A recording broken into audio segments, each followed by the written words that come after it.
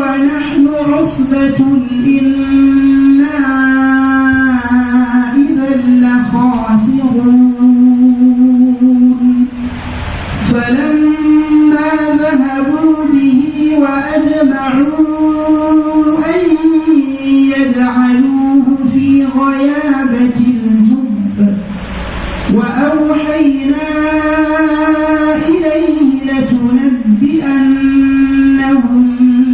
بأمرهم هذا وهم لا يشعرون وجاءوا أباهم عشاء يبكون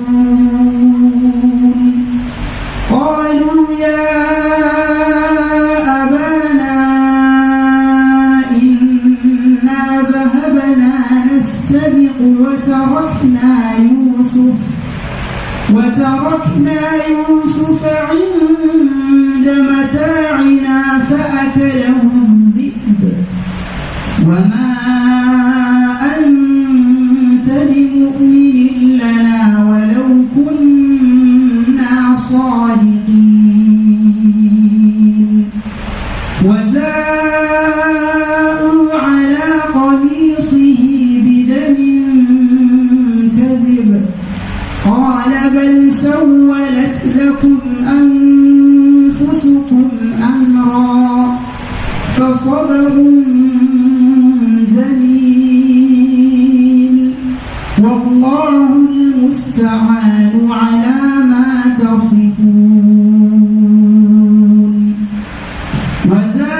وجاءت سيارة فأرسلوا والدهم فأدلى دلوه قال يا بشرى هذا غلام وأسروه بضاعة والله المستعان على ما تصفون وشروه بثمن بخس دراهم معدودة وكانوا فيه من الزاهدين وقال الذي اشتراه من مصر لامرأته أكرمي مثواه عسى أن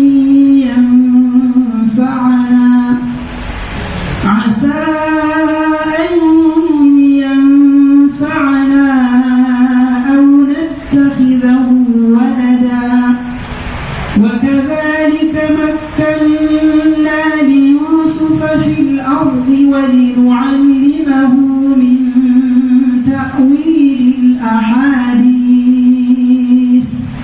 والله غالب على أمره ولكن أكثر الناس لا يعلمون ولما بلغ أشده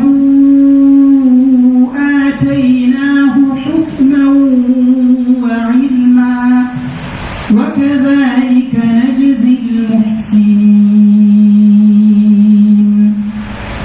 وراودته التي هو في بيتها عن نفسه وغلقت الأبواب وقالت هيت لك قال معاذ الله إنه ربي أحسن مثواي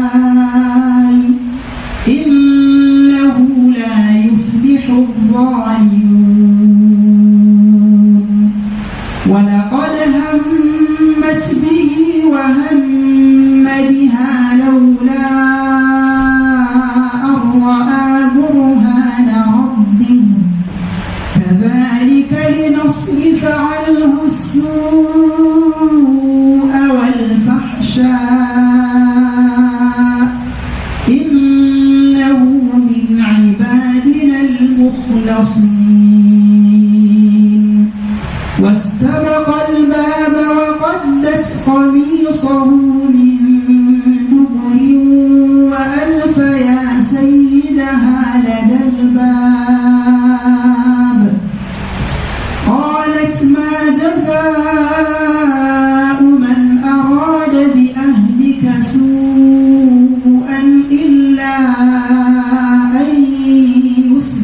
أو عذاب أليم قال هي راودتني عن نفسي وشهد شاهد من أهلها إن كان قميصه قد من قبل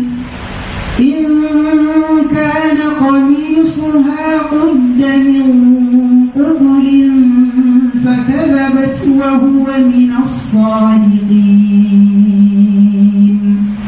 وإن كان قميصه قد من دبر فصدقت وهو من الكاذبين فلما رأى قميصه قد من دبر قال إنه من كيدكن إن كيدكن عظيم يوسف أعرض عن هذا واستغفري لذنبك إنك كنت من الخاطئين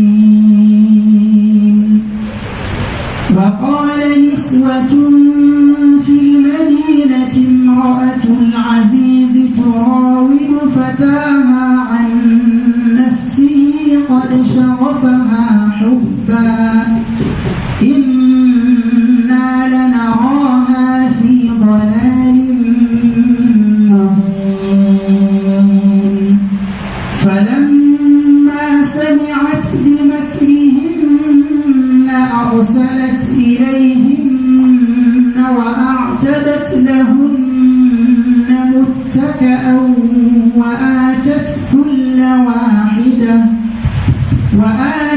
كل واحدة منهن سكينا وقالت اخرج عليهن فلما رأينه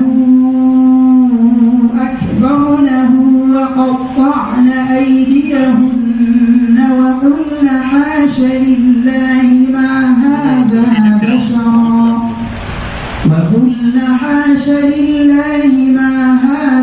بشرا إن هذا إلا ملك كريم قالت فذلكن الذي لمتنني فيه ولقد راودته عن نفسه فاستعصم ولئن لم يفعل ما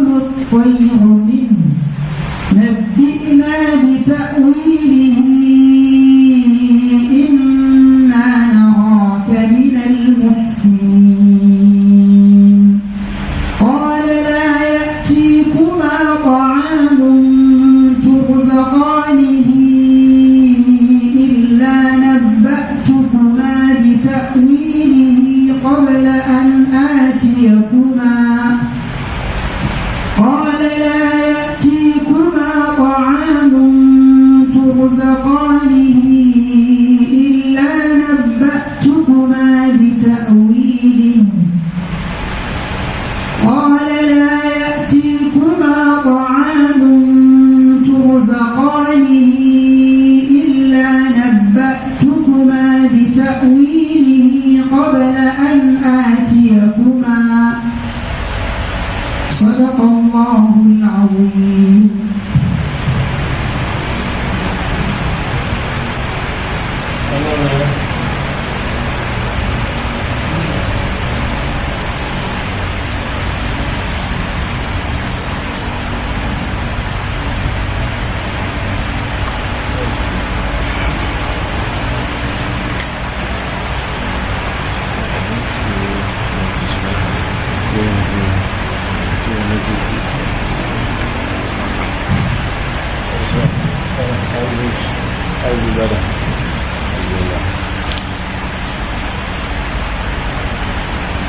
أعوذ بالله من الشيطان الرجيم. بسم الله الرحمن الرحيم. سبح اسم ربك الأعلى الذي خلق فسوى والذي قدر فهدي والذي أخرج المرعى فجعله غثاء أحوى سنقرئك فلا تنسى إلا ما شاء الله إنه يعلم الجهر وما يخفي ونيسرك لليسر فذكر إن نفعت الذكر سيذكر من يخشى ويتجنبها الأشقى الذي يصلى النار الكبرى ثم لا يموت فيها ولا يحيى قد أفلح من تزكى وذكر اسم ربه فصلى بل تؤثرون الحياة الدنيا والآخرة خير وأبقى إن هذا لفي الصحف الأولى صحف إبراهيم وموسى بسم الله الرحمن الرحيم هل أتاك حديث الغاشية وجوه يومئذ خاشعة عاملة ناصبة تصلي نارا حامية تسقي من عين آنية ليس لهم طعام إلا من ضريع لا يسمن ولا يغني من جوع وجوه يومئذ ناعمة لسعيها راضية في جنة عالية لا تسمع فيها لاغية فيها عين جارية فيها سرر مرفوعة وأكواب موضوعة ونمارق مصفوفة وزرابي مبثوثة أفلا ينظرون إلى الإبل كيف خلقت وإلى السماء كيف رفعت وإلى الجبال كيف نصبت وإلى الأرض كيف سطحت فذكر إنما أنت مذكر لست عليهم بمسيطر إلا من تولي وكفر فيعذبه الله العذاب الأكبر إن إلينا إيابهم ثم إن علينا حسابهم بسم الله الرحمن الرحيم والفجر وليال عشر والشفع والوتر والليل إذا يسر هل في ذلك قسم لذي حجر ألم تر كيف فعل ربك بعاد إرم ذات العماد التي لم يخلق مثلها في البلاد وثمود الذين جابوا الصخر بالواد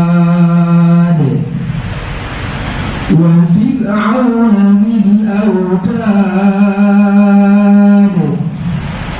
الذين طغوا في البلاد فأكثروا فيها الفساد فصب عليهم ربك سوط عذاب إن ربك لبالمرصاد فأما الإنسان إذا ما ابتليه ربه فأكرمه ونعمه فيقول ربي أكرمن وأما إذا ما ابتليه فقدر عليه رزقه فيقول ربي أهانن كلا بل لا تكرمون اليتيم ولا تحاضون على طعام المسكين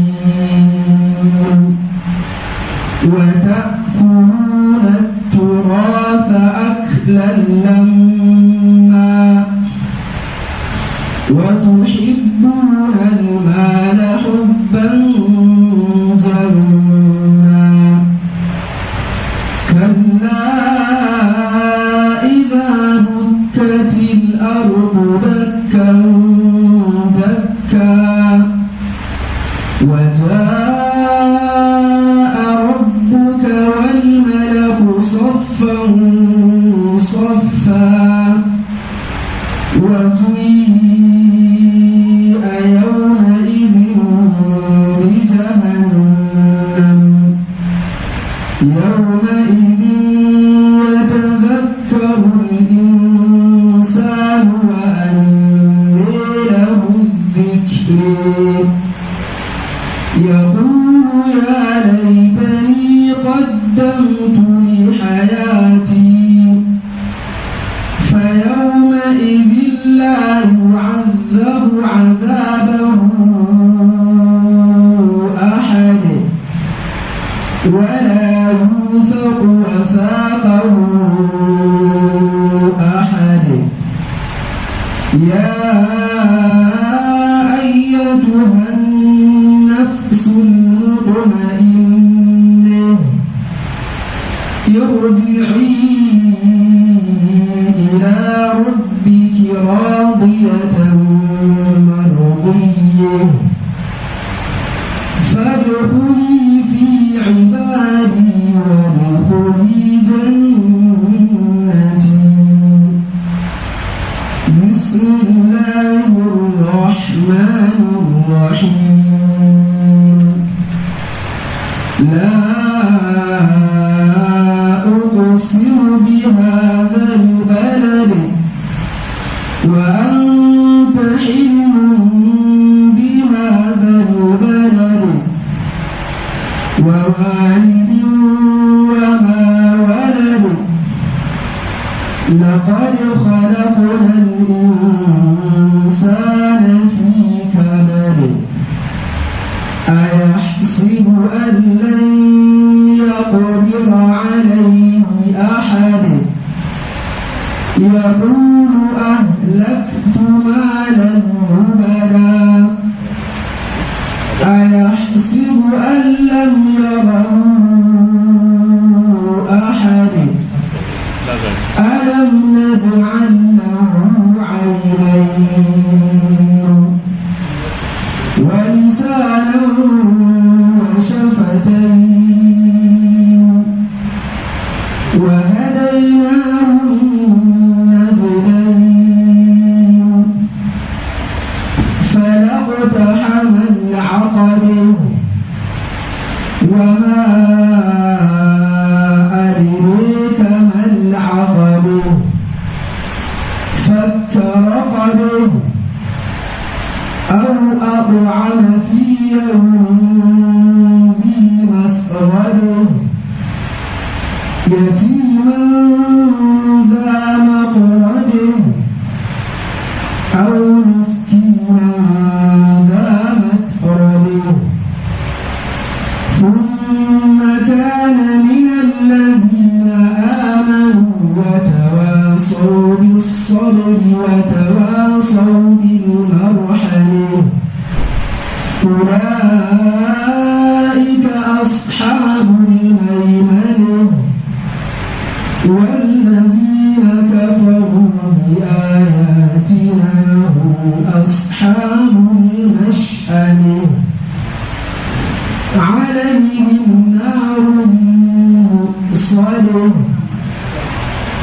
بسم الله الرحمن الرحيم والشمس وضحيها والقمر إذا تلاها والنهار إذا جلاها والليل إذا يغشاها والسماء وما بناها والأرض وما طحاها ونفس وما سواها فألهمها فجورها وتقواها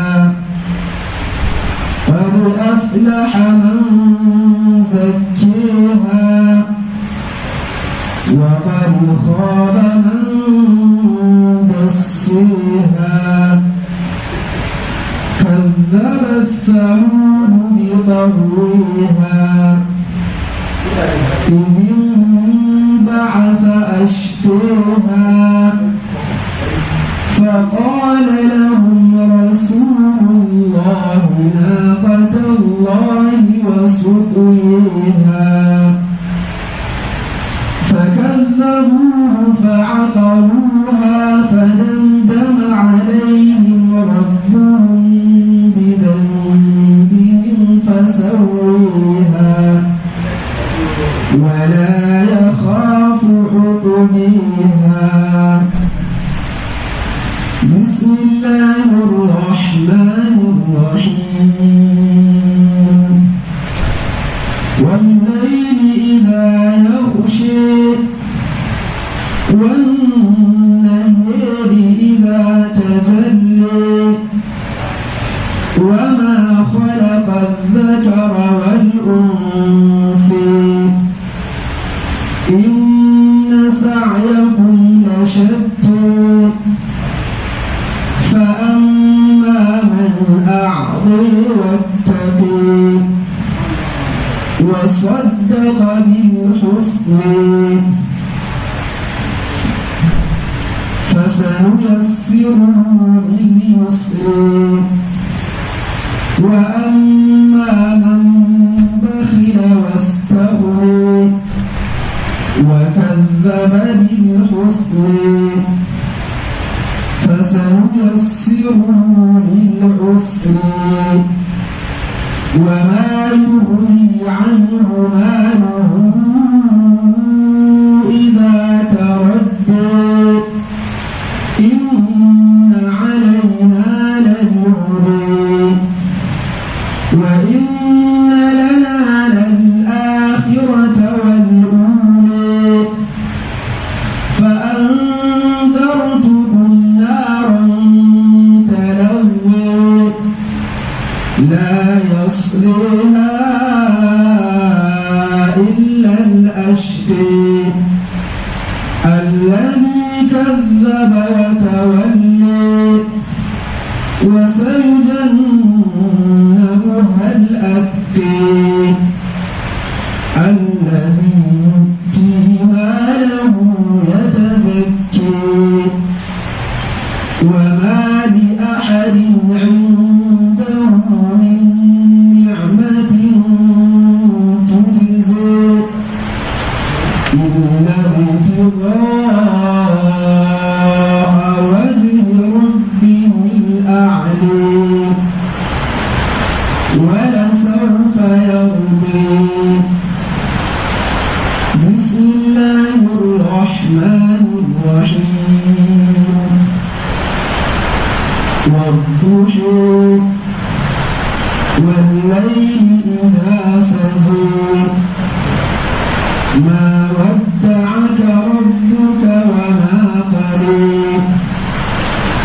وللآخرة خير لك من الأولى ولسوف يعطيك ربك فترضى ألم يجدك يتيما فآوى ووجدك ضالا فهدى ووجدك عائلا فأغنى فأما اليتيم فلا تقهر وأما السائل فلا تنهر وأما بنعمة ربك فحدث. بسم الله الرحمن الرحيم. ألم نشرح لك صدرك ووضعنا عنك وزرك الذي أنقض ظهرك ورفعنا لك ذكرك فإن مع العسر يسرا إن مع العسر يسرا فإذا فرغت فانصب وإلى ربك فارغب. بسم بسم الله الرحمن الرحيم والتين والزيتون وطور سينين وهذا البلد الأمين لقد خلقنا الإنسان في أحسن تقويم ثم رددناه أسفل سافلين إلا الذين آمنوا وعملوا الصالحات فلهم أجر غير ممنون فما يكذبك بعد بالدين أليس الله بأحكم الحاكمين بسم الله الرحمن الرحيم اقرأ باسم ربك الذي خلق خلق الإنسان من علق اقرأ وربك الأكرم الذي علم بالقلم علم الإنسان ما لم يعلم كلا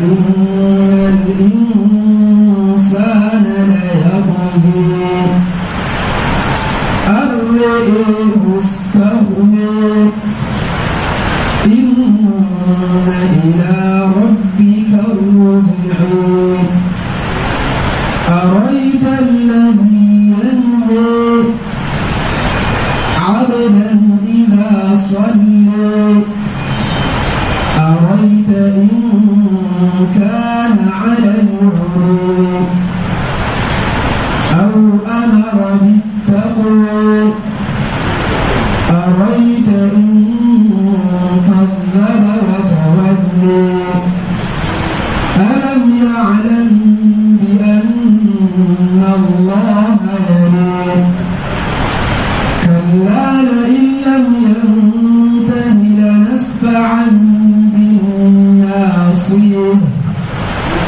ناصية كاذبة خاطئة فليدع ناديه سندع الزبانية كلا لا تطعه واسجد واقترب صدق.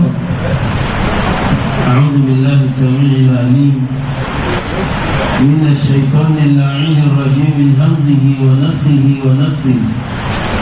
بسم الله الرحمن الرحيم إن الحمد لله نحمده ونستعينه ونستغفره ونعوذ بالله تعالى من شرور أنفسنا وسيئات أعمالنا من يهده الله فلا مضل له ومن يضلل فلا هادي له وأشهد أن لا إله إلا الله وحده لا شريك له وأشهد أن محمدا عبده ورسوله صلوات الله وسلامه عليه وعلى أهله وصحبه وتابعين لهم بإحسان إلى يوم الدين.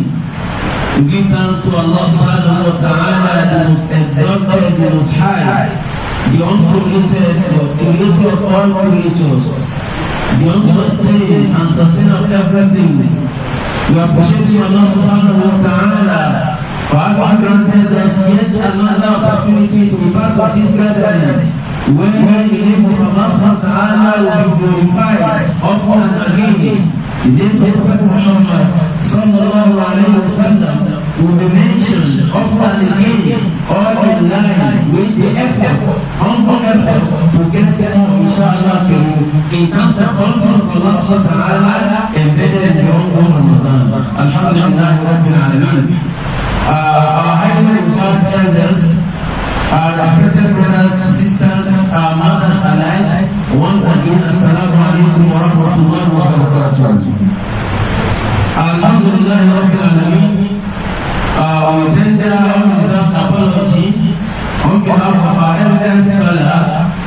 Don't think it is not part of his tradition.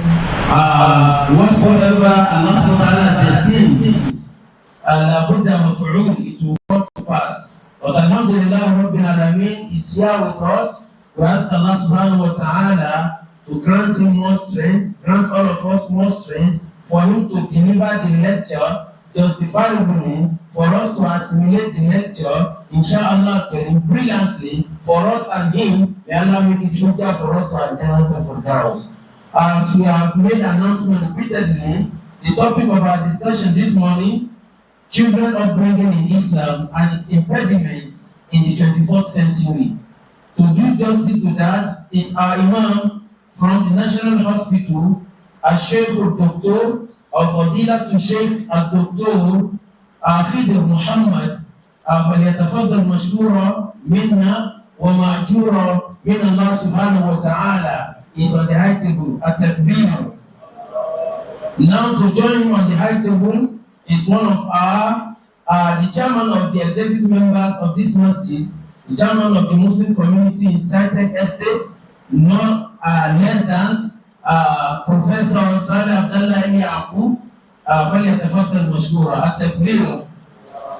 Professor Saleh Abdullah Yaqub is the Deputy Vice Chancellor, currently Administrative and Academic combined of Nile University of Nigeria.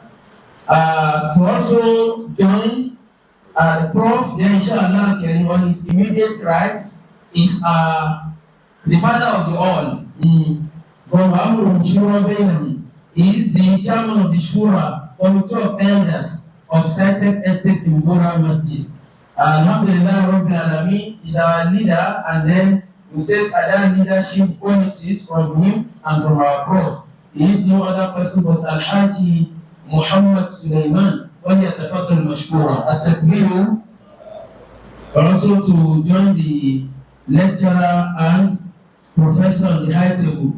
Then last but not the least, I will call upon one of our ustaz, one of Allah to help our lecturer wherein there is need for cultural discipline, our cultural gunna, here or there, inshallah. I have a singular honor and privilege to call on the high table Ustaz Bashir Ahmad Al-Pujiwi, وَلْيَتَفَضَّلْ مَشْكُورًا. Sabangu, At-Takbir.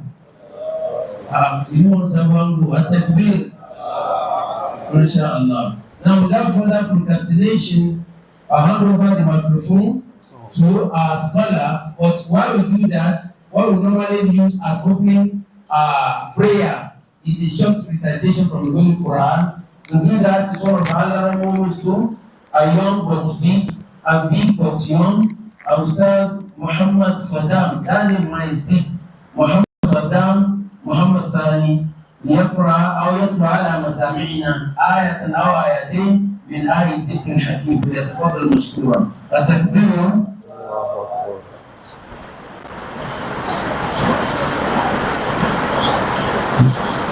أعوذ بالله من الشيطان الرجيم. بسم الله الرحمن الرحيم. من جاء بالحسنة فله عشر أمثالها ومن جاء بالسيئة فلا يجزى إلا مثلها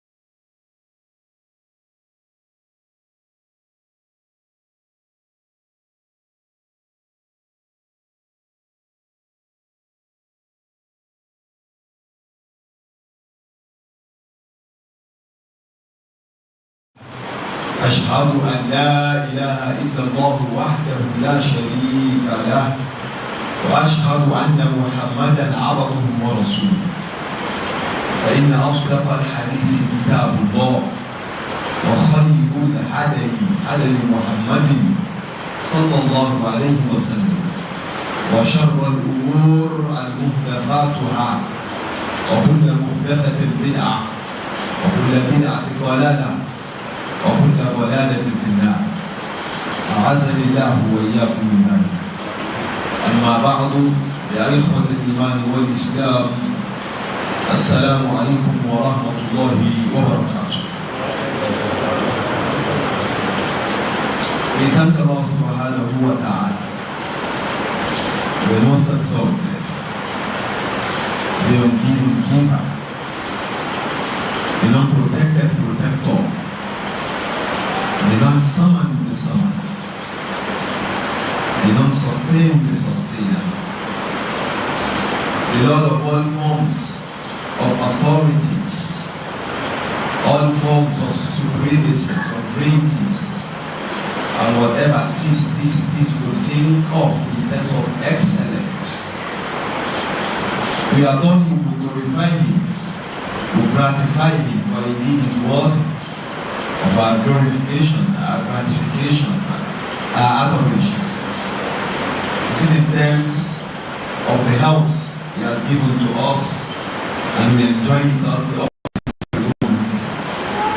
Or is it in terms of the life He has left with us that we live up to this very moment? Or most importantly, in terms of an Islam that He has given to us as a gift, in whose happiness and joy we continue to celebrate, or in terms of these very glorious moments of Ramadan that He has made our lives to be. We thank Him for all these gifts, for indeed these gifts are uncountable, and that is how our thanks to Him will ever remain inestimable, to ever remain unimaginable, quantifiable. Alhamdulillah, thumma alhamdulillah. I would want to say all protocols duly observed, as already observed by Imam. And I would also want to present myself apologetically to the audience for staying beyond the scheduled time for the program. In a way, it was due to an unavoidable interruption, which is excusable. It was indeed unforeseen in a way, and that is why it happened like that. But in a nutshell, the forgiveness, I would beg to be forgiven, I would beg to be pardoned. For indeed, we would not want it to be a culture or to be seen as my culture habitual of you, but rather it's indeed unforeseen and it has happened the way it happened. I beg it should be forgiven as a habit. On the topic, once again, as we all know, is children upbringing in the 21st century. The children upbringing in the 21st century, and the impediments on the path of bringing up these children in the way that Islam has enjoined us as Muslims in the 5th century. And I would like to start by saying children are indeed gifts from Allah subhanahu wa ta'ala. And so if you are given that gift, there is a way to bring up that gift. There is a way to deal with that gift. And that upbringing of that gift that Allah has given to you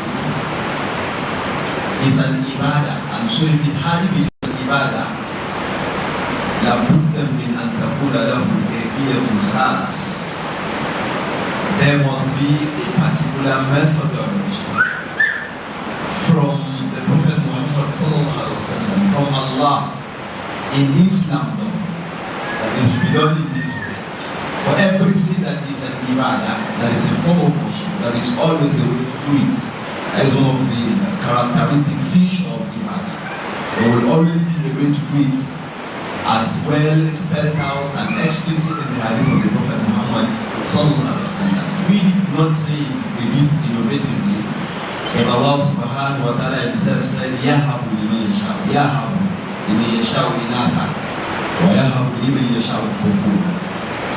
أو يزوجه ذكرانا وإناثا ويجعل من يشاء أكيما الله عليم قدير. Allah said يهب كلمة يهب مأخوذة من الوهب. That is, Allah subhanahu wa ta'ala calls it a gift. He said he gives whosoever he wishes, among couples, among parents, male of fruit, females of fruit, and also for whosoever he wishes he gives them females of fruit, and for some couples or families or parents, it will be a mixture of male and female, and he renders whosoever he wishes is barren or childless. Indeed, Allah subhanahu wa ta'ala very, very knowledgeable, and Allah subhanahu wa ta'ala is the all-knowing, and one who is very, very powerful. It means it is established that there are gifts.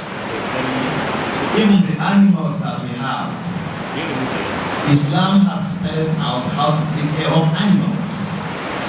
Why won't Islam talk about how to bring up children, if animals?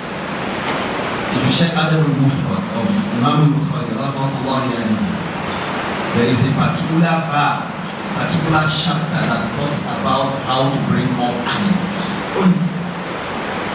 To the point that there is a particular hadith that he brought, that Bukhari brought from the Prophet Muhammad sallallahu alaihi wasallam. Once upon a time, the Prophet was in the bush, and he was eating himself. Then a particular camel came towards the Prophet Muhammad sallallahu alaihi wasallam, and this camel was bringing out tears. The camel was bringing out what? Tears. And he approached the Prophet Muhammad sallallahu alaihi wasallam, and Muslim rose and cleaned the tears from the eyes of this camel, and he took the camel up and he began to say, Man sahibu hadha al-jamal, who is the owner of this camel? The owner of this camel is really maltreating the camel. He's treating the camel the way he's not supposed to treat the camel. He's not following the spelled out rules and regulations of Islam in taking care of animals. And a child, that is a youngster, came out and he said he was the owner. And Imam said, you should fear Allah subhanahu wa ta'ala in this camel that Allah subhanahu wa ta'ala has given to you as a gift, as a belonging. He said, Ittaqillaha fima mallakaka Allahu iyaha. You should fear Allah subhanahu wa ta'ala, particularly on this camel that Allah has given to you as a property. For indeed you will be asked about whatever transpiring between you and the camel. Just a camel. Then let it be human being. So why would there be a law, why would there be a spelled out procedure for upbringing children or for bringing up children in Islam? One thing again that I want to talk about is, which is part of the topic, is the 21st century as it is said. And it is often said by scholars, specifically by Imam Malik that nothing, there is not another scholar that says that nothing can actually correct this ummah except what actually corrected the ummah before. And if we talk about what can correct our ummah, then we must look up to the ummah before us, that is the Quran before us, that the Prophet Muhammad has licensed excellence, in which we are going to be giving any solutions, any remedial approach to what we are experiencing as impediments on our path to bringing up our children excellently, morally. Then we must look into those contemporaries that Prophet has licensed as the best of contemporaries, which is saying خير القرون قرني خير القرون قرني ثم الذي يلونه ثم الذي يلونه. So the best of generation is my generation. Then the generation that follows, then the generation that follows, about 3 generations. The generation of the Prophet Muhammad was his own generation and his Sahaba. Then that, the second, will now be the one of the what? Tabi'un, those who saw the Sahaba. Then the third will be the one of what? Atba'u Tabi'in. So most of the remaining approaches are going to be given to the impediments that we have on our path, to bringing up our children to be morally in this our whole generation or 21st century, will be extracted from the lives of the Sahabas and also from the hadith of the Prophet Muhammad sallallahu alaihi wasallam, and to a great extent Al-Quran al-Karim. To begin with, when we talk about bringing up children, it doesn't just start suddenly, it starts from the root. If the root is bad, then the offshoot will be bad. And so, if you want to have good children, the parents must be good. Just as Allah said, وَالْبَلَدُ الْقَدِيمُ. Now, أعوذ بالله من الشيطان الرجيم. بسم الله الرحمن الرحيم. والبلد الطيب يخرج نباته بإذن ربه والذي خبث لا يخرج إلا نكدا. Allah subhanahu wa ta'ala said that land that is fertile will always bring out germinals that are good. وَالْبَلَدُ الطَّيِّبُ يَخْرُجُ نَبَاتُهُ بِإِذْنِ رَبِّهِ. Not just nabat, but nabat, germinals that are very, very good looking, that are flourishing, that you will see and you will like. That is a type of germinals, or that is the type of plants that will come out from a land that is fertile. But that land that is not fertile, that land that is anyhow, that is corrupt, that is adulterated, such a land will not bring out anything good but something dishevelled. It will bring out something unkempt, something that will not be adorable. It means the foundation of the parents. Who is that husband? Who is that wife? Before the consummation for such a child, the type of man, the type of woman, the type of husband or wife that are involved in that parenthood are very, very important. Because it does not just start anyhow.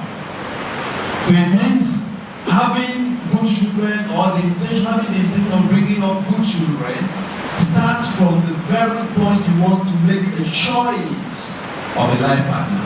You want to make a choice of a wife. You want to make a choice of a husband. That is where it starts from. As established by this very verse. That is where it starts from. There is nothing you can do about it. But maybe if after the selection and you find some deficiencies, some oral disruptions, can they be corrected? They can be corrected.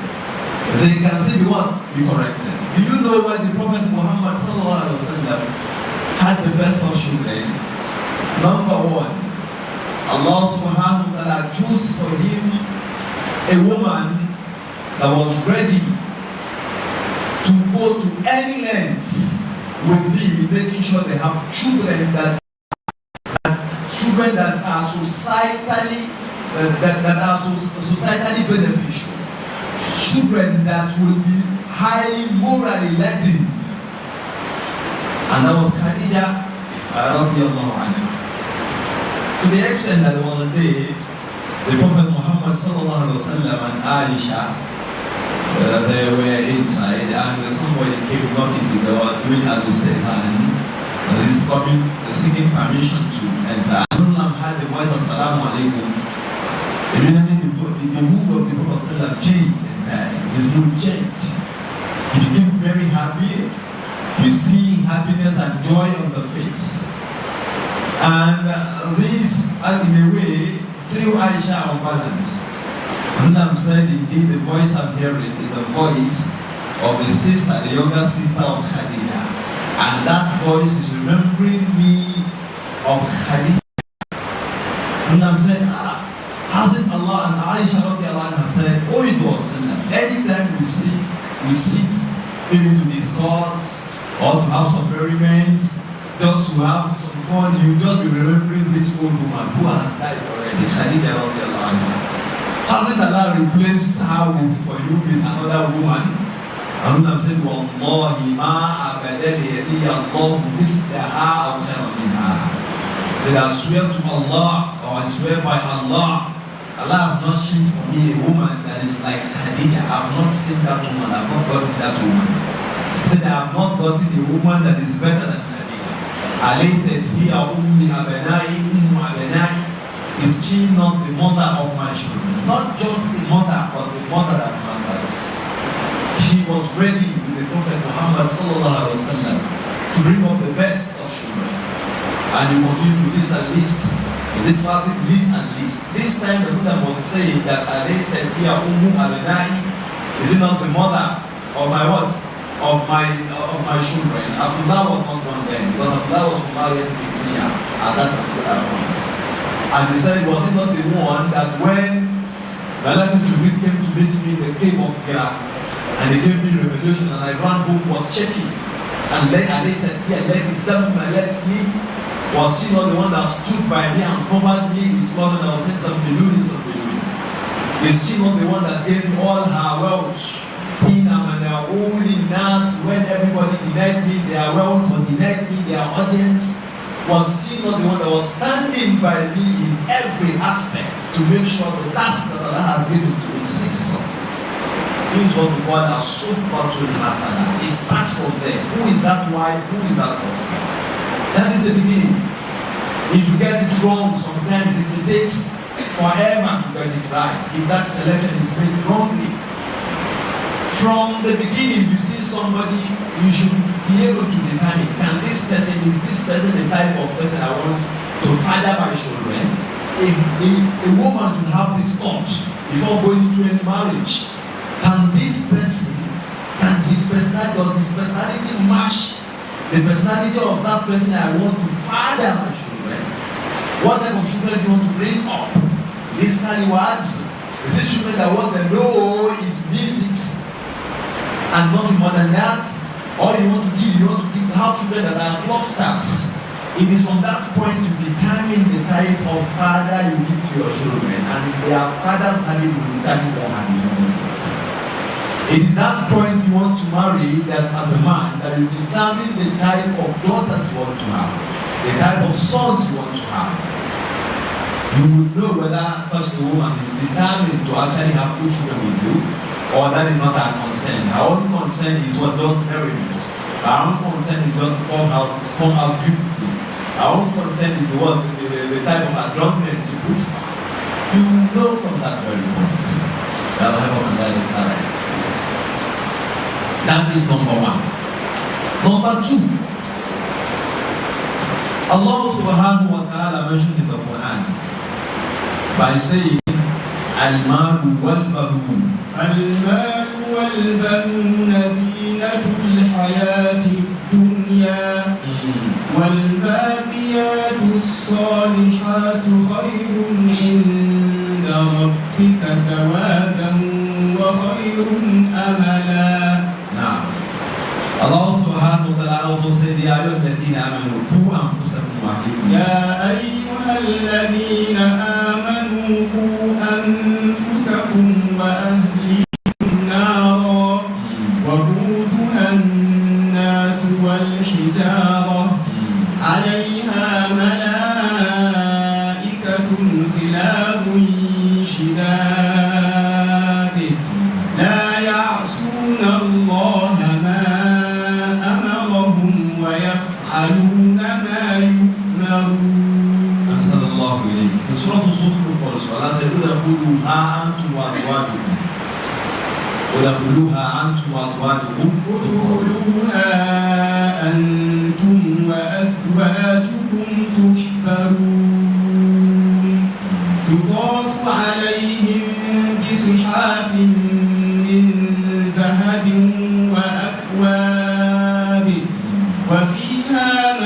تشتهيه الأنفس وتلذ الأعين وأنتم فيها خالدون.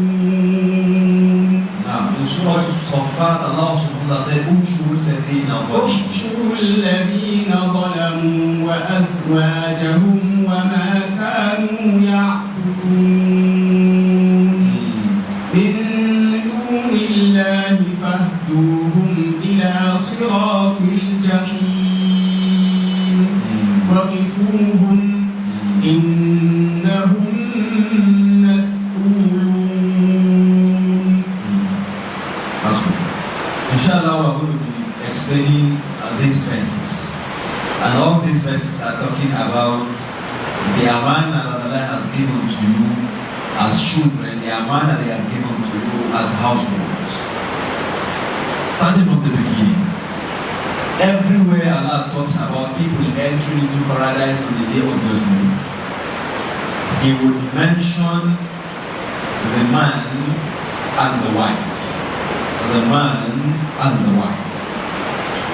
And another place He would mention the children to inclusive. وَالَّذِينَ آمَنُوا وَاتَّبَعَتْهُمْ والذين آمنوا واتبعتهم ذريتهم بإيمان ألحقنا بهم ذريتهم وما ألتناهم من عملهم من شيء كل امرئ بما كسب رهين. أحسن الله إليك. Allah subhanahu wa ta'ala in these verses that we have read, it is talking about how people will enter paradise in the day of judgment. He will say they will be told, enter into the paradise. He said the day that we are going to tell our servants, يا عبادي لا خوف عليكم اليوم ولا أنتم تحزنون ادخلوها. Allah will mention to people of the judgment, those that will enter paradise, and He will say, for you there is no fear anymore, and you are not supposed to be what? You are not supposed to be annoyed, or you are not supposed to be aggrieved, or feeling not okay, and any other thing from today henceforth. And He will now give them instruction that they should enter into the paradise. Antum wa azwajukum, you and your wives. It means two people are together, they are in for a particular assignment. And for that assignment to be done, it takes the both of them to be upright. It takes the both of them to be to always be on it without any laxity. And if they are able to deliver on the day of judgment, they will be paradise together with their children. أنتم وأزواجكم تكبرون يعني تتمتعون تحفلون. You should enter into the paradise today with your wife, and in it you are going to be enjoyed forever and ever. This is for a righteous man, a righteous woman that did all they could do to make sure Islam is delivered in their house. For the people that do opposite, in Surah Al-Saffat, Allah said, they will be told, اُحْشُرُوا الَّذِينَ ظَلَمُوا وَأَزْوَاجَهُم. Because they will say, وَقَوْمِ أَوَلَيْنَا هَذَا يَوْمُ الدِّينِ هَذَا يَوْمُ الْفَصْلِ الَّذِي كُنتُم بِهِ تُكَذِّبُونَ. اُحْشُرُوا الَّذِينَ ظَلَمُوا وَأَزْوَاجَهُم وَمَا كَانُوا يَعْبُدُونَ مِن دُونِ اللَّهِ فَاهْدُوهُمْ إِلَى صِرَاطِ الْجَحِيمِ. Allah will give instruction to the angels. اُحْشُرُوا الَّذِينَ ظَلَمُوا وَأَزْوَاجَهُم. Those people who were not mindful of Allah in their home, they were not conscious of Allah's rules and regulations. In their family, they were not conscious of what Allah subhanahu wa ta'ala has spelled out as His do's and don'ts. They don't even care that there is a particular thing, a particular instruction from Allah on anything they do. For this type of people, they have done this and their family and their children have followed suit.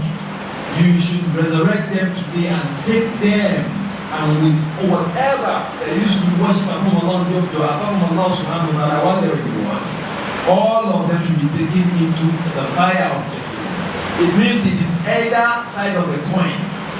One side are people who were conscious of Allah, the family that was conscious of Allah, and the second side of the coin is a family that was not conscious of Allah subhanahu wa ta'ala. They will have different directions. It means it starts from the family unit. It starts from the father and the mother. This is just what we want to establish. Allah subhanahu wa ta'ala also said, "Oh you who believe, ya ayyuhalladhina amanu, oh you who believe, qu anfusakum wa ahlikum nar."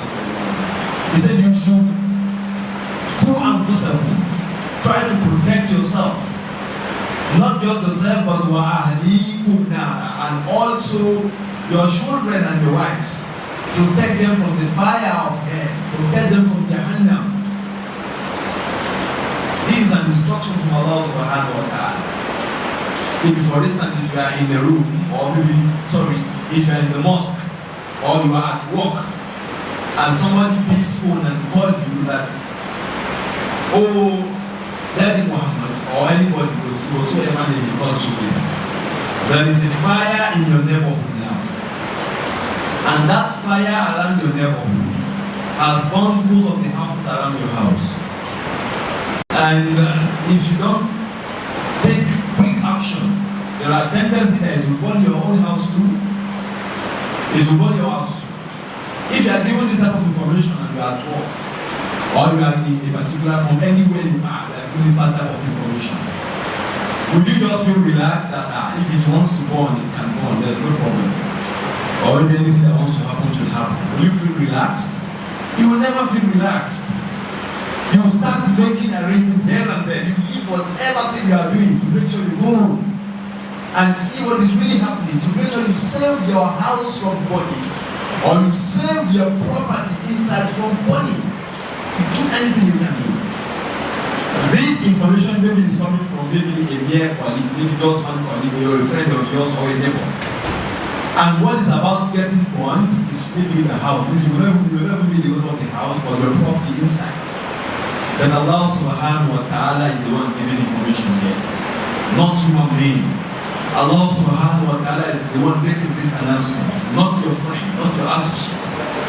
So there is a fire that is about to burn your children. There is a fire that is about to burn your wife. And you can protect that fire. You can protect them from being burnt by this fire. What is our effort? Are we paying deaf ears to this information from Allah? Do we really make it important? Are we really conscious of it? Do we feel that maybe Allah is just saying it? Allah is very, very far from saying something that will not happen, from falsifying. Allah wills it, and we should mean it also. For Allah to give us an information that our children are about being burnt by fire if we don't do the necessary. If we are not very careful, if we don't do the needful, they will get burnt eventually.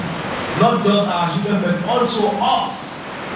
That's what Allah is saying. And this is a task. It means we are also supposed to be very conscious of how to bring up our children, especially in this century. That is a fight. It is a fight between you, the father, and maybe the person he watches all the time on the screen. It is a fight between you that you are seeing your son on daily basis in your house, between you and Davido. Davido is trying to snatch your child, and you two are trying to snatch him back. It's also a fight between you and the extended or immediate environment. They try to snatch the child, they are trying to collect the child.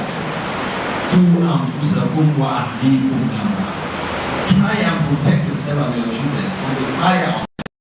This is achievable. This is practicable, and that is why Allah is telling us to do it. Allah wanted us to do something that we cannot do. But what are the steps to do it? That is where the lesson lies. Allah subhanahu wa ta'ala also say that for every soul, that is the verse that my brother has read. He said, those believers, for every believing man and woman, and for the fact that they have believed in Allah subhanahu wa ta'ala, وَالَّذِينَ آمَنُوا وَاتَّبَعَتْهُمْ ذُرِّيَّتُهُم, they believed in Allah subhanahu wa ta'ala, and their children followed suit.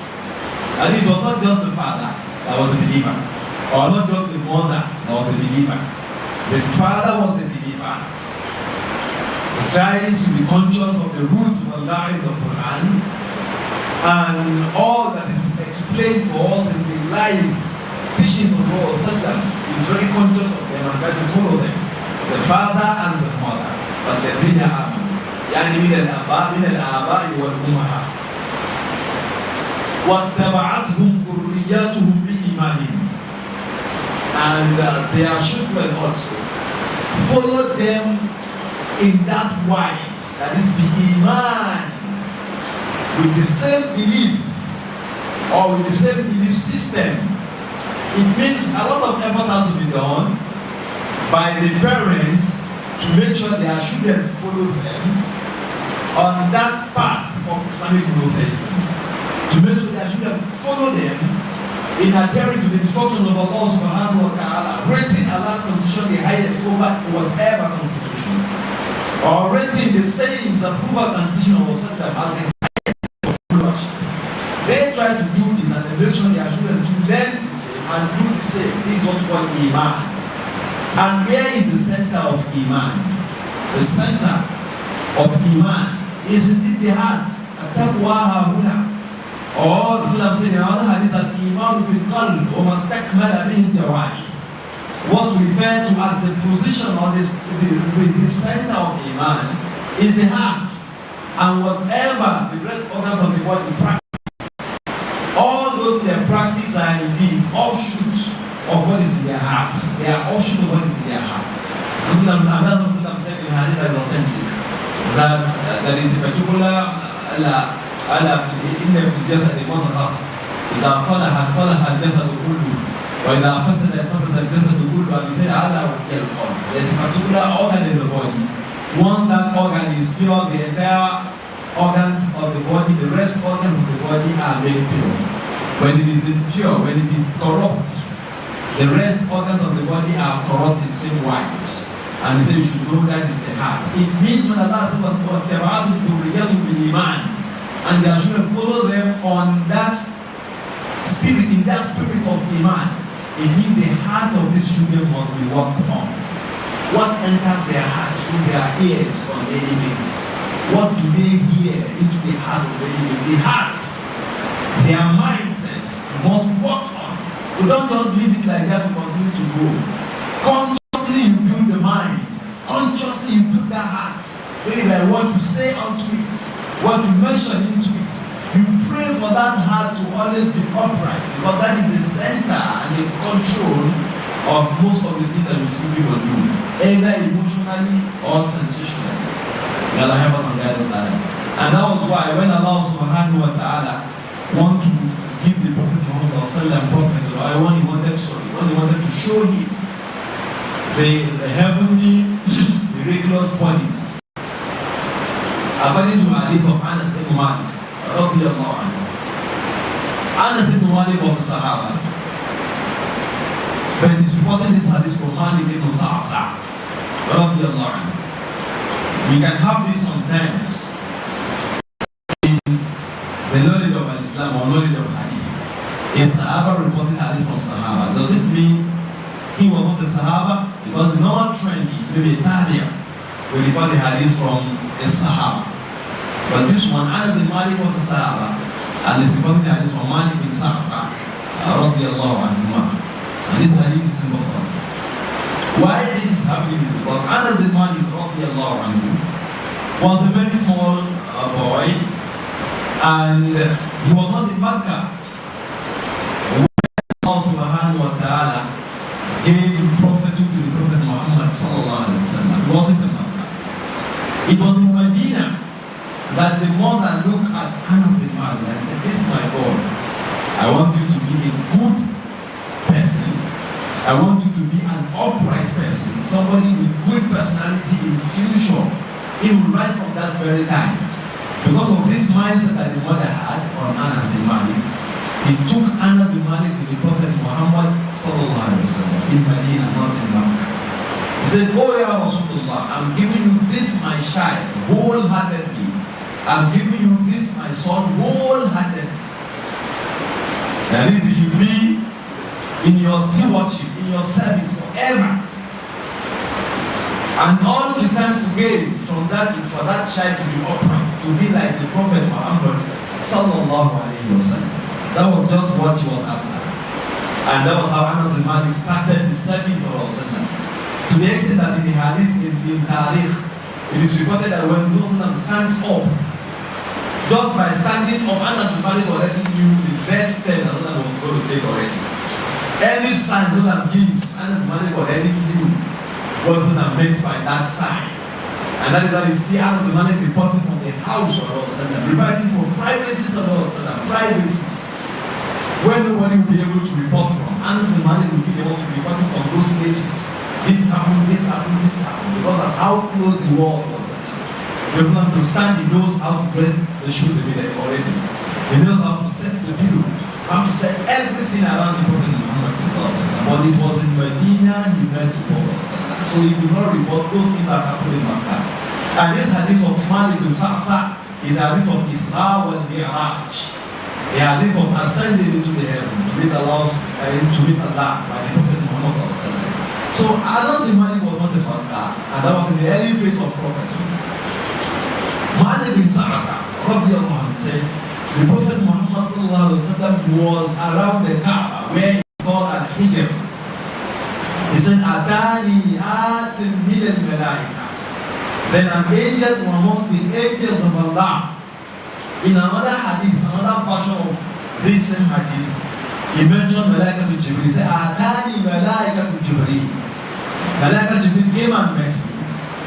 And he came with a bowl of water filled with Iman. A bowl filled with water of Iman. And his cast opened my heart, my chest, and brought out my heart and washed it in that pool of Iman. He washed it very well and returned it and had it knitted back. The first operation that was conducted on the surface of the earth by an angel of Allah.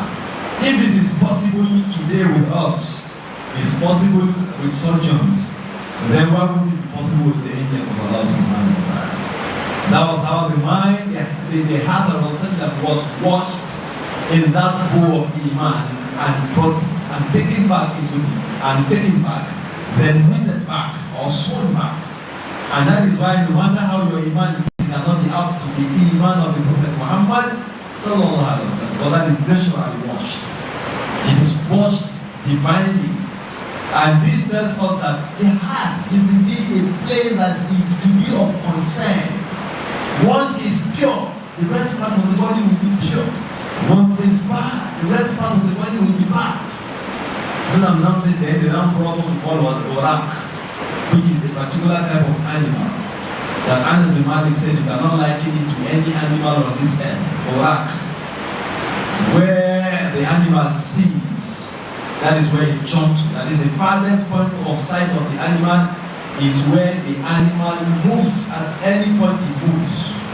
That is where you can see where he jumps to. From the name Orak, in the back, lightning. It moves like lightning.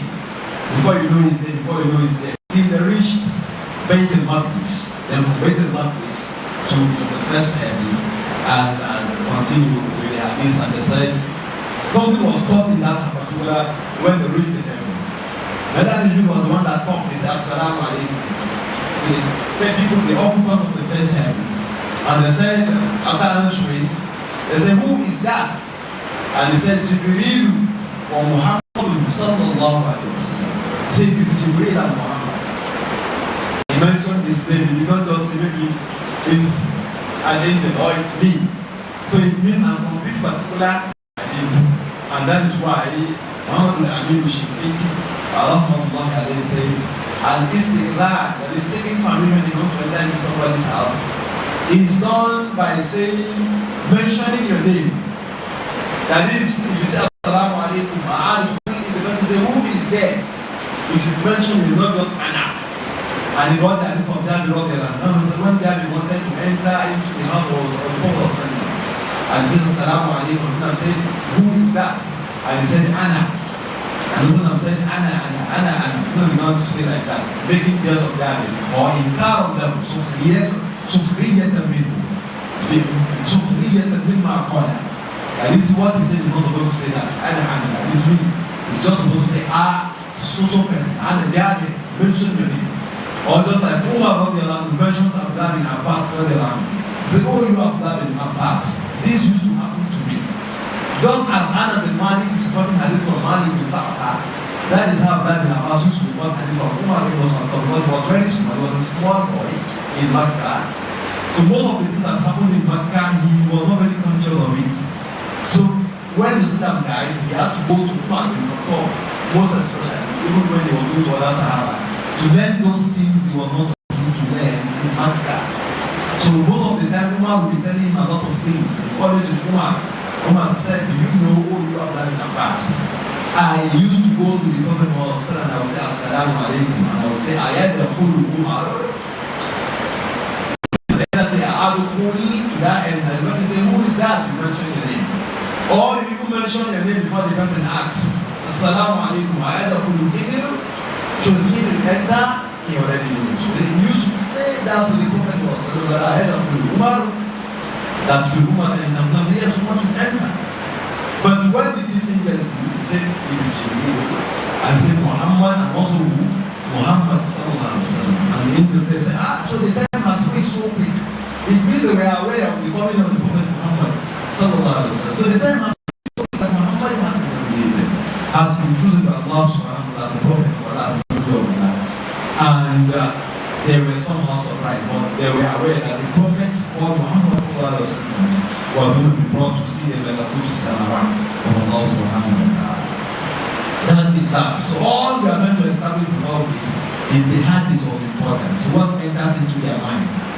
You sit them down and talk to them all the time, especially in this first century. Talk that goes into their mind. At the time that you can know, you feel they will be listening very well. Either at night, you wake them up and talk to them. Let that talk sink into their hearts. For the heart is a control center. والذين آمنوا واتبعتهم ذريتهم بإيمان ومهار الإيمان القلب. واتبعتهم ذريتهم بإيمان. Allah said, ألهمنا من ذريتهم. On the day of judgment, because the parents were good, and the children also followed them in that same ways. Allah said, all of them will be made to meet in the paradise. ألهمنا من ذريتهم. وما عددنا من عملهم من شيء. And their thing will not be reduced. Abdullah bin Mas'ud said, why Allah said Al-Hakon Habib Ruriyatahum on the day of judgment? He said this Al-Hakon Habib Ruriyatahum will be promotion, not demotion. Maybe if the father should do the work of the daughter from those, and maybe those of the children is not up from those, maybe it's just Na'im or maybe any of paradise. Since from those is the highest, all of them will be promoted to meet their father who is in Firdaus, even when their deeds is not up to the work of the deed of somebody who enter to the same, but they will come to do the work even if their work is lesser than his own. Even the eldest in the family, with the first one whose work is higher, but all of them have done work that will maybe with the last person take them into paradise. Every other person's work that is not up to that of the other Firdaus will be shut up for them to go and meet the person whose work is the highest in Firdaus. Remember, it will not be demotion. They will say, no, since the least person is in the least paradise, let everybody be demoted to meet the least person that is in the least paradise. It will never be the paradise. May Allah help us and guide us aright. Another set of verses I want to explain is ولقد آتينا لقمان الحكمة أن اشكر لله ومن يشكر فإنما يشكر لنفسه ومن كفر فإن الله غني حميد. Allah subhanahu wa ta'ala said, ولقد آتينا لقمان الحكمة. Indeed, we have given Luqman, we have given to you wisdom. And you see the wisdom throughout this story. He tries to guide his child. He tries to guide his child with that wisdom that Allah has given to him. And this should be the part of every father and every mother. Always look out for books that are talking about children upbringing. When you see them, buy them. No matter the amount you have is never enough. No matter the number of such books that you have is never enough. Or anytime you see any write-up that talks about children upbringing, try to look at it and read it. Have your own diary where you are writing down things to do to make a good child. Anyone you hear, anywhere, anyone you see, you write it down in that diary. You should do this so as to have good children. You should do this on your children. Write it in your diary, step by step, are things you want to do. For you to have children that will be societally beneficial, children that will be Islamically beneficial, children that will be beneficial in every climb of life they find themselves. This should be a conscious assignment, a determined task that we are committed to. Luqman al-Hakim, I'm sorry, that I want to say. Luqman al-Hakim. What we call him Luqman al-Hakim is because Allah said He has given Luqman some wisdom. And he used this wisdom very well in making sure he had a good child. Allah said they gave him hikmah. And what continued? وَإِذْ قَالَ لُقْمَانُ لِابْنِهِ وَهُوَ يَعِظُهُ لَا تُشْرِكْ بِاللَّهِ إِنَّ الشِّرْكَ لَظُلْمٌ عَظِيمٌ. Allah Luqman al-Hikmah. Allah has actually given him more wisdom. And he said, Anishkuli wa liwalidayka, for you to always be thankful to me and also your parents. It means for a child to be thankful to Allah and also thankful to the parent, he has to be a responsible child. And he said, وَمَنْ شَكَرَ, whoever gives thanks to Allah or gives thanks to his parents, whoever gives thanks to Allah, فَإِنَّمَا يَشْكُرُ لِنَفْسِهِ وَمَنْ يَشْكُرُ فَإِنَّمَا يَشْكُرُ لِنَفْسِهِ. Whoever gives thanks to Allah is giving thanks to himself. وَمَنْ كَفَرَ فَإِنَّ اللَّهَ غَنِيٌّ حَمِيدٌ. Whoever gives thanks to Allah subhanahu wa ta'ala, Allah subhanahu wa ta'ala is very, very self-sufficient and is indeed praiseworthy. What was the thanks? Giving thanks to Allah. What is the basic thing in giving thanks to Allah? Ibn Qayyim tells us, rahmatullahi alayhi, in his book Tasawwud al-Mi'ad, he said, giving thanks to Allah, illa li shukrin qawaid. There are some qawaid, about 5 qawaid, that are the basic standing poles or foundation or fundamentals of giving thanks. So number 1, وَضُوءِ الشَّاكِرِ لِهِ مَشْكُورٌ. That is, there should be some forms of tawadu from the person that is giving thanks to the person that is giving thanks to. That is, you need to be submissive, you need to be subservient to Allah. This is one of the qawaid of giving thanks to Allah subhanahu wa ta'ala. So the second one is hubbuhu lahu, one having love for Allah subhanahu wa ta'ala. And also the third is also thana'uhu alayhi, and also praising Allah subhanahu wa ta'ala that He has given to you. And also another one is to use that thing in a way that Allah subhanahu wa ta'ala will be pleased with.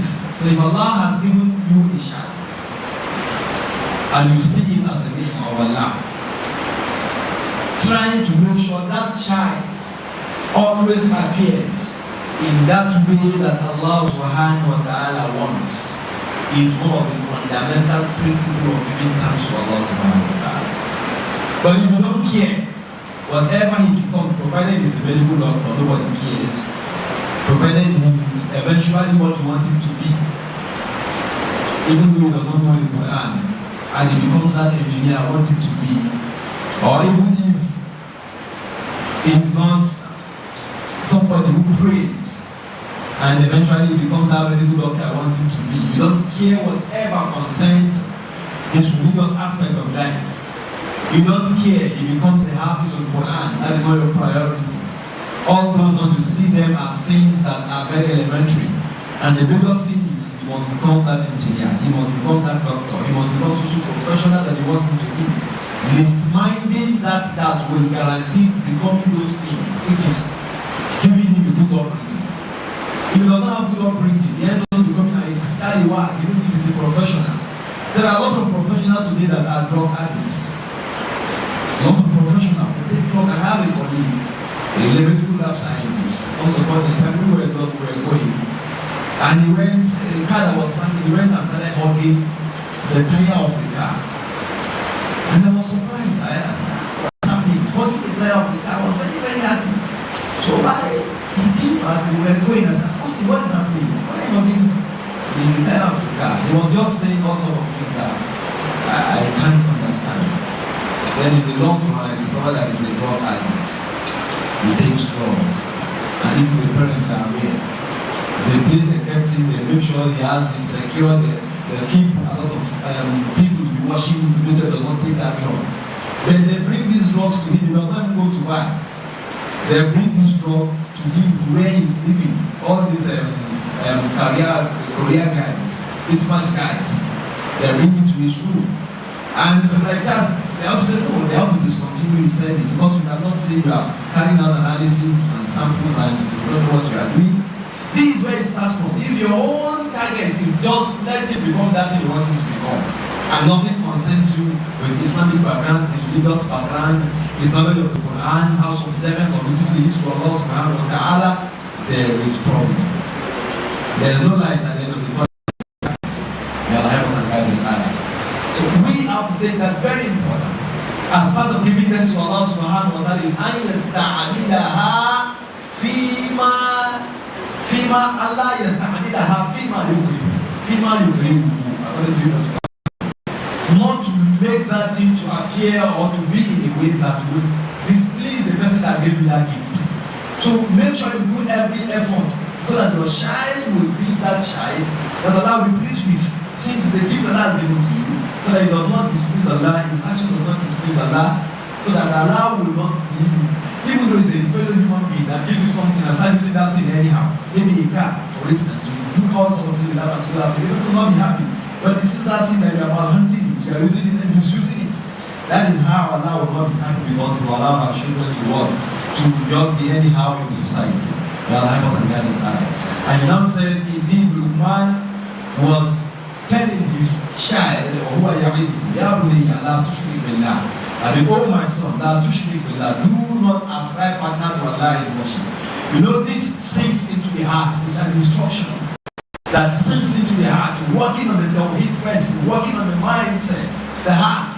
The first thing you work on your child, especially this are contemporary, when there are a lot of things that I will distract them. Recently, there are a lot of things that distract them. First, their akida. Their akida must be firm, good akida from your house. And that was how what the woman is doing. Say, thou to shrik billah. Do not ascribe partner to Allah in worship. In the Sheikh, for ascribing partner to Allah in worship is a very big sin. Is a very big operation.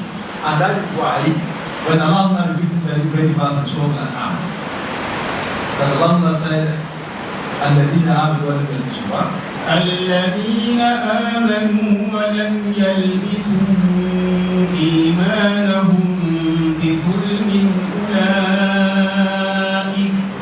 أولئك لهم الأمن وهم مهتدون. أحسن الله إليك. In Surah Al-An'am, الذين آمنوا ولم يلبسوا إيمانهم بظلم. Those who believe in Allah subhanahu wa ta'ala and they don't mix their iman with maybe oppression. And he said, أولئك لهم الأمن. It is these people that have what? That are guaranteed security, tranquility of the mind, one good, and they are the one that are the right path. Then the Sahabas, radiallahu anhu ajma'in, they went and made Rasulullah Sheikh فَذَلِكَ عَلَى الْمُسْلِمِينَ. It was very, very heavy on them. And they said, أَيُّنَا الْأَيَّضْ بِالنَّصَّرِ. Who among us can say there is no way he has wronged himself?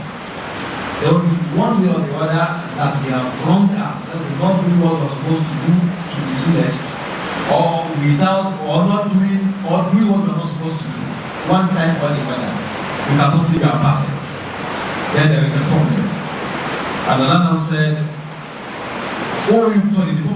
Imam said, the type of zulm that Allah is referring to this particular verse is not the one that you mean.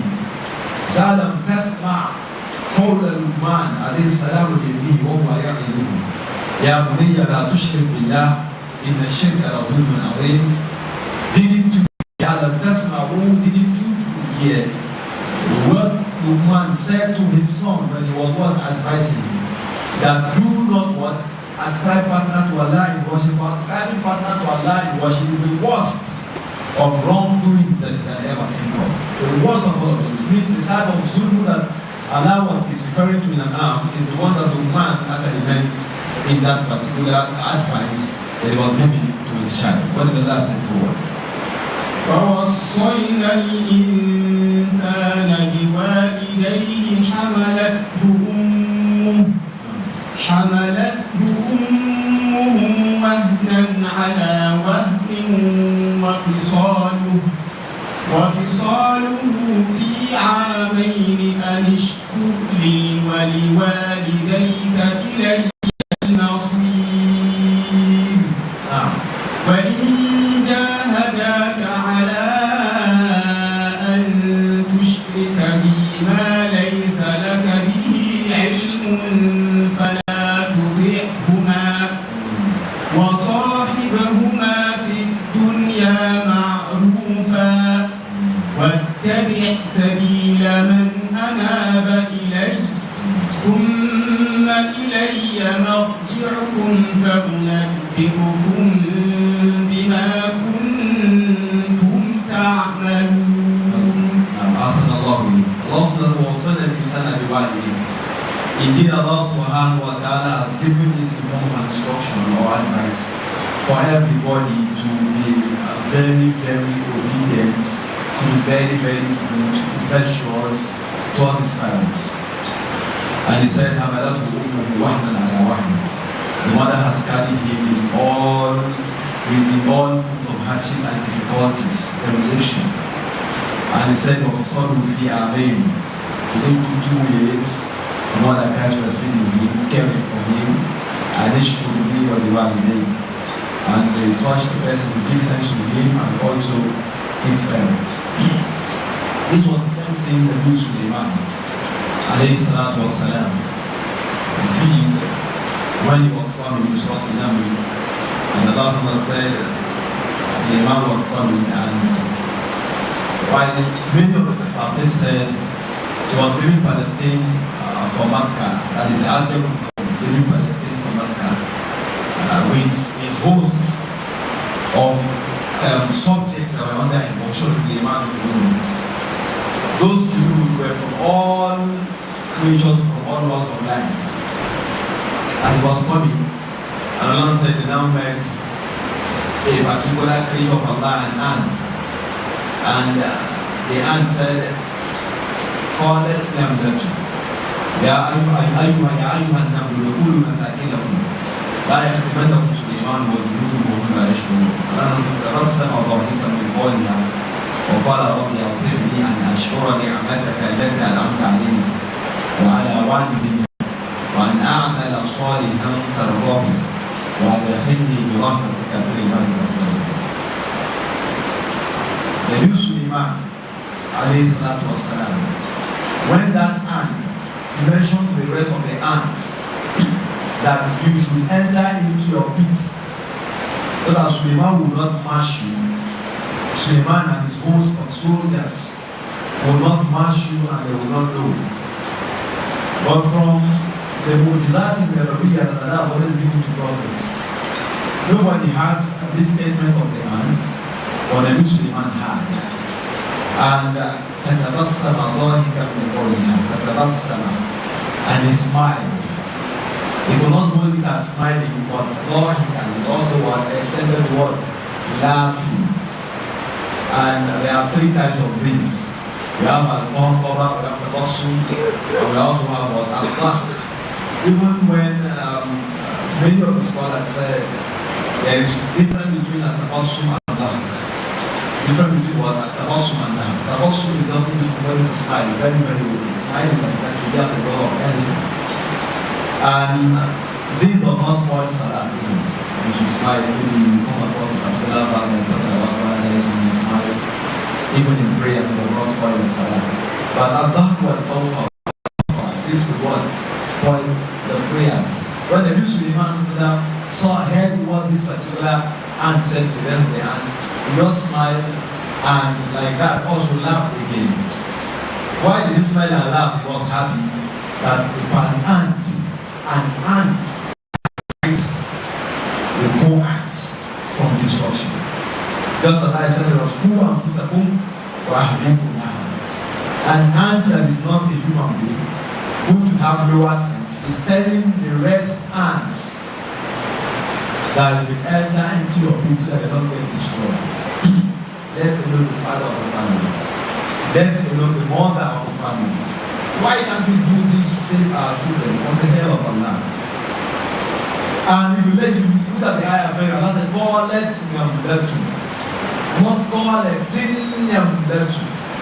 If it is God let them let you, then maybe it's the chief ant or the arch ant. It is called with Al-Ma'arifa.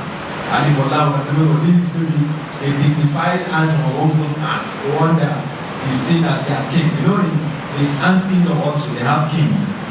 So if it comes to Alif Lam, maybe if they are king that is saying that is his responsibility to say so, his responsibility to say so, to guide the rest. But that's God let them let you.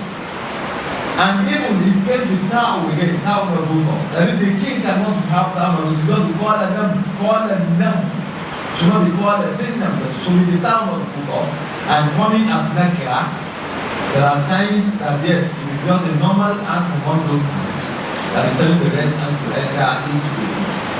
And when the Suleiman saw this, and he learned a lot of lessons from this. And he said, Rabbi awzi'ni an ashkura ni'mataka allati an'amta 'alayya wa 'ala walidayya. So Allah subhanahu wa ta'ala, make it easy for me. Awzi'ni, yani alhimuni, harridni. Allah subhanahu wa ta'ala, make it easy, make it possible for me to do what? To give thanks to you. And ashkura ni'mataka allati an'amta 'alayya. The thanks to give thanks to you over the favor, your favor that has been to me, and also my parents. So the Suleiman is giving thanks to Allah for himself and also for his parents. Why is he giving thanks to Allah for his parents? It is because he knows that becoming the person he was at that particular time, having the type of understanding he had, was as a result of the effort of his parents, coupled with the messengership or prophet that Allah has given to him. And that's Allah is also saying, and they should do what you want to do. Same thing again, the new woman, alayhi salatu wasalam. I announced that I think you are doing the worst with the rahmah of Allah. That is, Allah will need at the worst side with it at the rahmatika. That is the meaning. I think me rahmatika. At the worst side with it at the rahmatika. And to the khili, and to the khili, fi ibadika salih. Well, I make me to be among those that are the righteous servants. The righteous servants. So the same thing that happened there, the same thing that is happening there. Then Allah now continues, he now goes on to prayer and rest. Now, go back to the one. فوصينا الإنسان يا بني أقم الصلاة وأمر يا بني أقم الصلاة وأمر بالمعروف وانهى عن المنكر واصبر على ما أصابك إن ذلك من عزم الأمور. As the man is speaking to the heart, speaking to the heart of the child. The Ya Bunayya, oh my son, after he's gone with Tawheed, he's gone with Aqidah, and now came down to what? To prayers. Say, Ya Bunayya, oh my child, after this salah, take care of your prayers.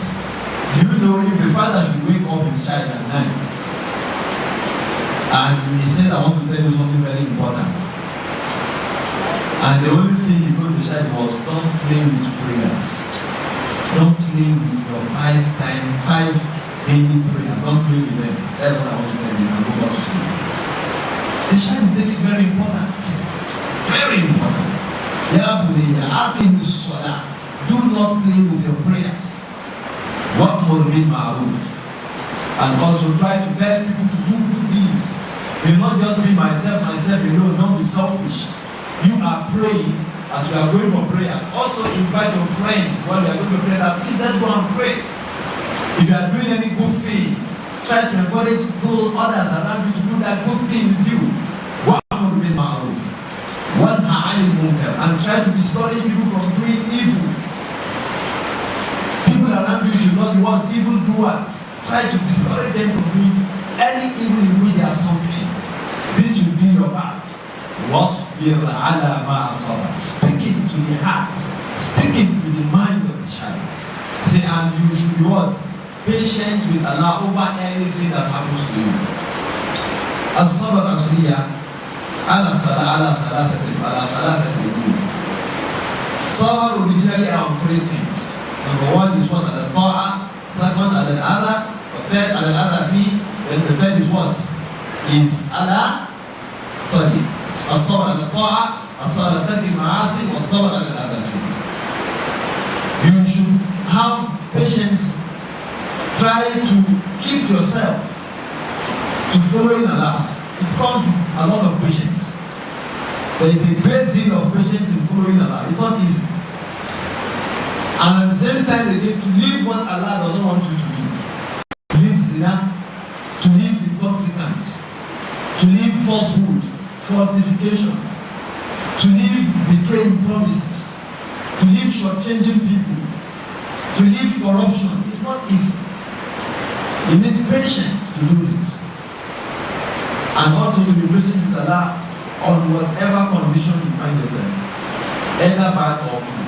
This was what Imam was telling his son. Be patient with Allah on whatever happens to you, any condition you find yourself, in the course of praying, in the course of calling people to Allah, in the course of telling people good, in the course of telling people to leave what is bad, anything you see, you should be patient. Once we got our son, and he said, in the valley can be doing that is among the chief affairs, among the king of affairs. God help us and guide us. ولا تصعد خدك للناس ولا تمش في الأرض مرحا إن الله لا يحب كل مختال فخور.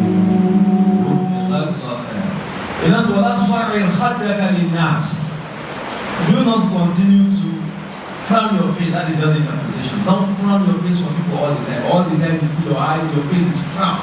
There are some people like that, and they say they want people to fear them. They don't smile. All the time the face is just what? It's just frown. And not knowing that maybe smiling. I'm saying, "Tabassuka ala wajhi alayka." Like I said before. He said, you just smiling, or somebody smiling to the face of his brother. Is sadaqah. And now this is لا تحقرن من المعروف ولو أن تلقى أخاك بوجه طلق طلاقة الوجه. So don't look at any type of good deed to be small. Even if it is what? Meeting your brother and smiling to him. It's part of rahmah. You know, in a way, teaching your children goodness or teaching them virtues is to be merciful to them, show them love, and even smile. Aqra bin Haris, radiyallahu anhu, he said, he met the Prophet Muhammad when he accepted Islam. You know, he was not among those that accepted Islam on time. And the Prophet was kissing Hassan ibn Ali, radiyallahu anhu. Hassan, the grandson, his grandson, was kissing him. And he was surprised. Now, how would you be kissing your child? He sees that as something that is off track. And he said, do you kiss your child? But yes, we kiss our children. Showing them love, making the heart. You know, this, to have good heart, it starts from what you are used from the beginning. That is what the child, if what the child sees around him all the time is frown face. Nothing like love, everything, go, go, go. You will see that when the child will grow up and will be very, very hard-hearted like that. Some people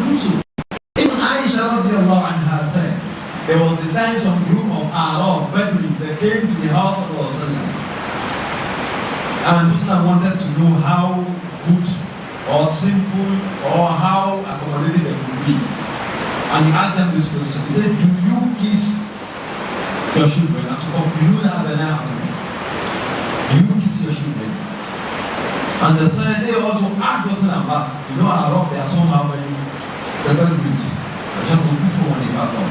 They asked him back the question that, why what type of question is this? You too, you kiss your own children. You know, say yes. You know, just answer them straight. Yes, we kiss our children.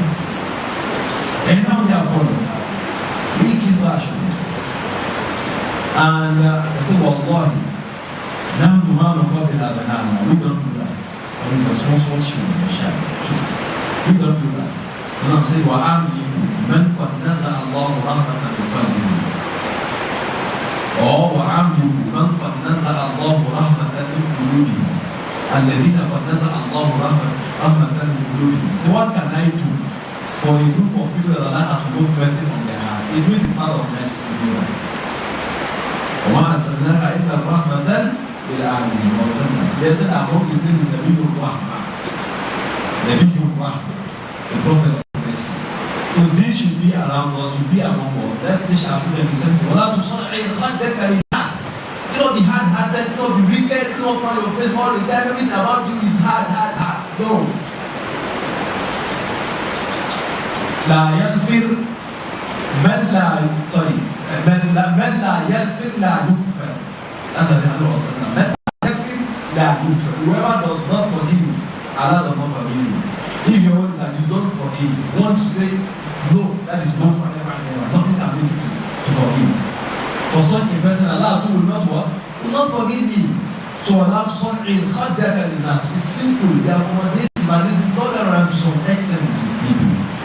This is an interpersonal relationship program that the man is giving to his child this time around.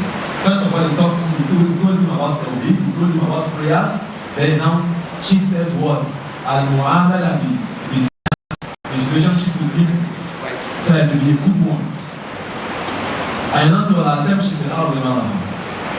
And also don't walk on the summit of the earth boastfully, arrogantly, saying Allah la yuhibbu kulla mukhtalin fakhur. Allah not like anybody who is mu'jabin fi nafsihi wa mu'jabin li ghayrihi. Mukhtalan on his own, if he's sitting, he's looking at himself very, very arrogant, he looks at himself very, very big, self-elevation. Then for whom, even on others, again, try to exercise that arrogance on them. What's the last thing?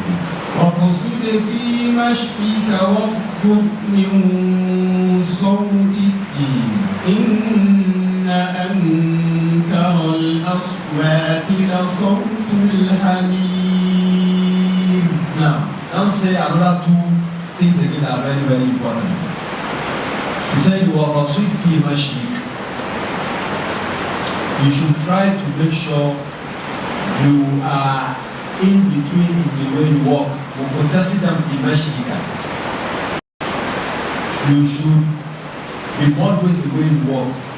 Not walking too slowly and not walking very, very fast. Walking slowly in the way that you display arrogance and walking very fast in the way that you don't have time for anybody. What's the mashika? Walk good himself in idol. And also do not talk so loud all the time. And do not talk so low all the time. Not very, very loud, especially when it is not necessary to talk very loud. When it is necessary to talk very loud to people say it, and talk very loud. Either maybe the Imam from the moment, on top of the moment, Islam does that kind of remove the rejection. As if he's talking to soldiers, a group of soldiers. He says it, he does it very loudly. And for occasions that are very necessary, you do that. You can raise up your voice very well. And in occasions that are necessary, you can also what? Bring down your voice. But the best for your life practice is to be not nagging on people, not nagging at people all the time, and not speaking too loud in the way that people will not hear you. There was a time some Arab also still came to the house of the Prophet and they were just calling him high, Muhammad, Muhammad, anyhow. Allah said, إن الذين ينادونك من وراء إن الذين يغضون أصواتهم عند رسول الله أولئك الذين امتحن الله قلوبهم للتقوى أولئك لهم مغفرة وأجر عظيم إن الذين يغضون أصواتهم إن الذين ينادونك من وراء الحجرات أكثرهم لا يعقلون. الله سبحانه وتعالى إن الذين يغضون أصواتهم عند رسول الله أولئك الذين امتحن الله قلوبهم للتقوى. Those who are talking to the Prophet Muhammad bring down their voices. Those are the people that their hearts are inclined and enshrined in belief, in the fear of Allah subhanahu wa ta'ala. Bringing down your voice in the way that Allah will hear, not bringing down the voice so low that nobody will even hear what you are saying. That's get it right. There are some people, if this is part of the thing you should teach your children, there are some children naturally they can't talk loud, or they cannot talk that moderate point that people should hear. They are not supposed to be nagging at people, but always feel you are not hearing what they are saying, but that they can talk up well, that they get used to talking moderately the way that people can hear. But something happened in the hadith of Sallam, this hadith in other Muslims also. Sa'ad ibn Ubadah, radiyallahu anhu, once upon a time, the Prophet Muhammad sallallahu alaihi wasallam visited him in his house. And then I went to Anas ibn Malik, radiyallahu anhu. And I said, Assalamu alaikum wa rahmatullah. A'adhul said it the first time. Nobody answered. Why? Somebody answered why they didn't hear. It was Sa'ad ibn Ubadah that was inside. He said, wa alaikum assalam wa rahmatullah. But he was talking low, and Islam did not hear what he was saying. Islam now gave again, Assalamu alaikum wa rahmatullah. Sa'ad ibn Ubadah was saying, wa alaikum assalam wa rahmatullah. When the third time again, Islam said it. And he answered like that, Islam did not hear. And Islam now went back. Because of the hadith of Bukhari that says, Al-Imam Falas. This hadith is among those hadiths that Bukhari reported and Muslim did not report with him. Few hadiths that is only Bukhari that reported and Muslim did not report with him for it to be noted for the He said, Al-Imam Falas. وإن قيل لكم ادخلوا فادخلوا وإن قيل لكم ارجعوا فارجعوا وإن القرآن لا هو أزكى لكم. What we call seeking permission to enter anybody's house is done 3 times. If you are told to go to enter, you enter. If you are told to go back, go back. Our children should be used to this culture. You want to enter into a room that is not your own. لا تأكلوا بيوتا غير بيوتكم حتى تستأنسوا وتسلموا على أهلها. These are the culture of Islam that we should get used to. Entering into a room that is not yours, say Assalamu alaikum. We do this 3 times. So it's not better to go back. I done 3 times, I didn't get. But Sa'ad ibn Ubadah was inside answering. But they very low voice. They went after them we didn't get. And he now ran out. And he said, Ya Rasulullah, all the tasbih you were giving, I was answering you for that. I was answering you, I was even saying you should enter. But I did not make you to hear. It means he did it very briefly. And he said, why I did this is I want to have more from your prayers. Because Assalamu alaikum wa rahmatullah is prayer. The Prophet Muhammad himself is saying Allah should give peace, rahmah and blessings to a particular household. Here I have my children inside. I want that to come to Rasulullah, to come from Rasulullah more time. And that was why I was answering slowly the way that I should have done. So in cases like this, maybe if there is a particular hikmah, necessity like this, one can talk in a way that it was not what very, very difficult. That is very moderate. That is, if there is a necessity to do that, this one doing insulting may not be necessary. And that was the necessity that played out in that hadith of them. I'm sad in the I said, we will have that pyramid one. I want to have more of your salah, seeking your blessings, seeking your rahmah, seeking your peace for my family. So even the Sahabas who are always very conscious of their what? Their family. It means it's not today. To have good people in the house. Allah was and that is Allah. Then you should not speak too loud. Just like the one they did in this one. They came and said, Muhammad, here and there. In then they calling you with that voices that are necessary from behind the hudurat. The hudurat is hudurat beside the Prophet of Allah. The houses, not hudurat but hudurat, that is houses of the wives of the Prophet Muhammad sallallahu alaihi wasallam. For everyone of Allah had her own house to her privacy with a fence. All the houses, even in the description of the Prophet sallallahu after the houses of his wife, which are close to the mosque, there is a space, a flat land, before you now go to the house of the Prophet where he wants to live in. This would not are referring to what the Prophet. And that is why we have often said that where it is in this stage where they are now calling where it as house, where it is not house, and they have here is room. And also Mudurat or Dar. And so we live down and ask Manas, then we live Manas in the Catholic in Vienna. So we have about four things. We have an Ulfa, we have an Udura, we have an Wait, and we have Dar.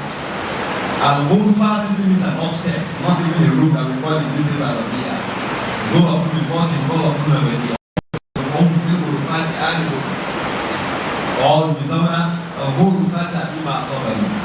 When I point at the all this means Allah is going to walk upstairs. Then you have another house on top. It's what we read about and wait. It's an indeed what the room. In the outward waiting.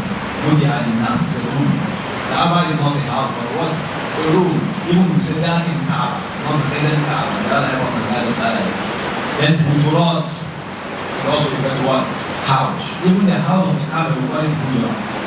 And they also never call it what? Hudurat. Because of the friend that those who do that, we were not in Hudurat. I found because they are raising their voices over. Most of them do not have what? Senses. And Allah said, in the Ankara al-Aswad in the Sultan Hamid. For the words of voices is the voice or the sound of a donkey. Allah said, we don't have bad example. And I'm saying we don't have bad, we don't give bad example. But bad example is given in terms of what is good, what is bad and good. Like in this hadith, he said,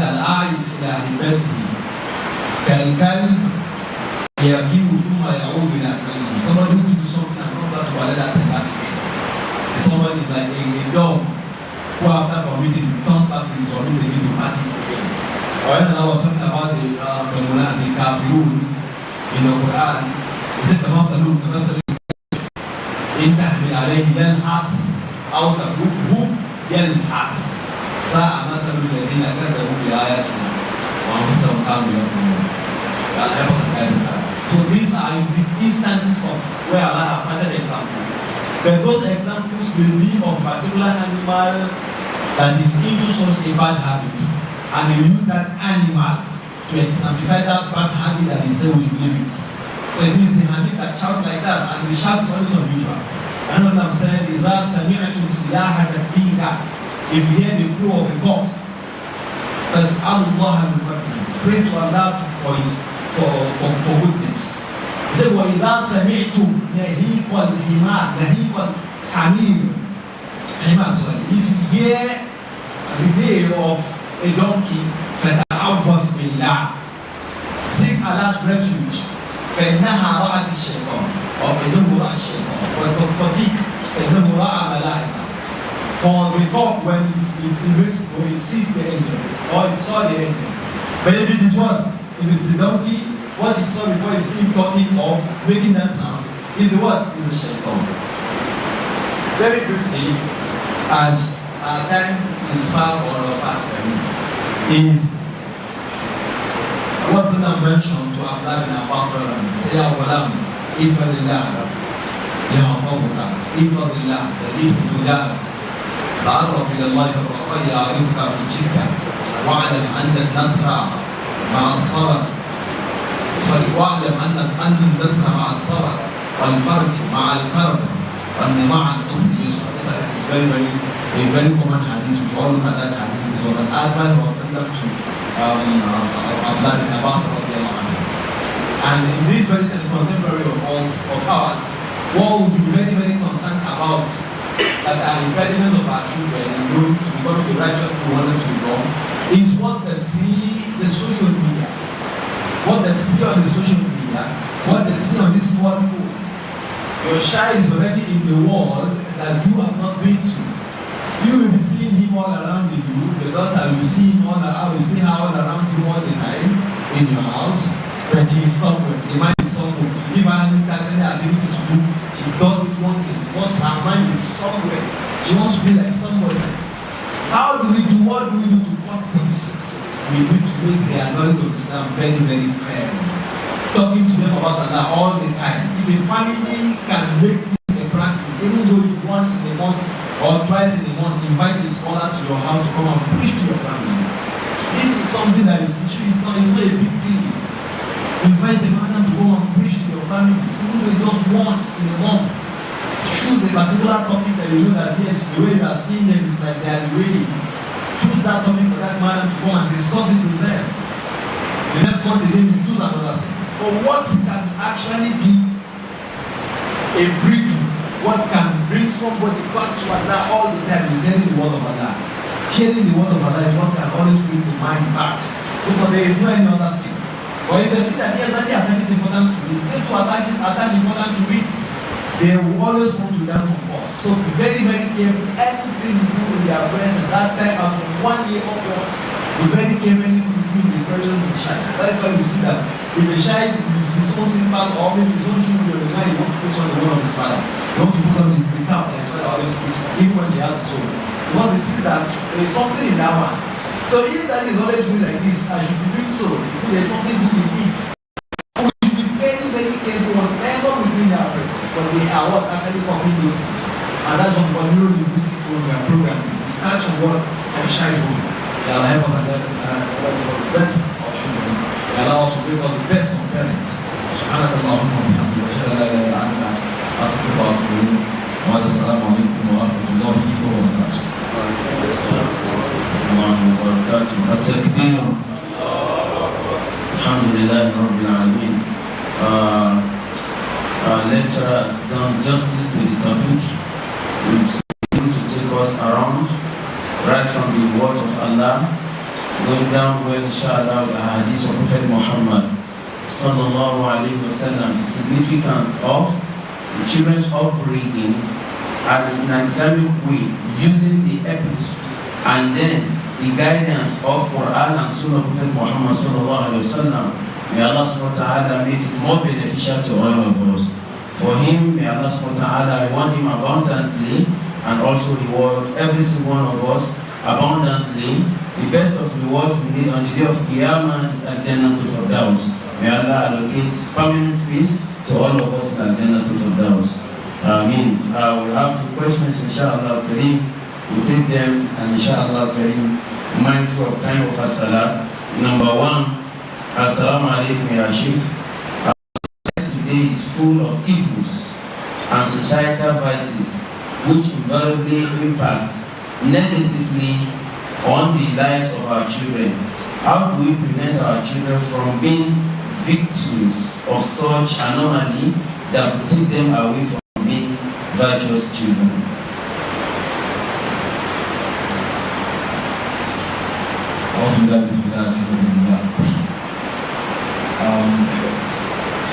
The various ways that we can use to fight back.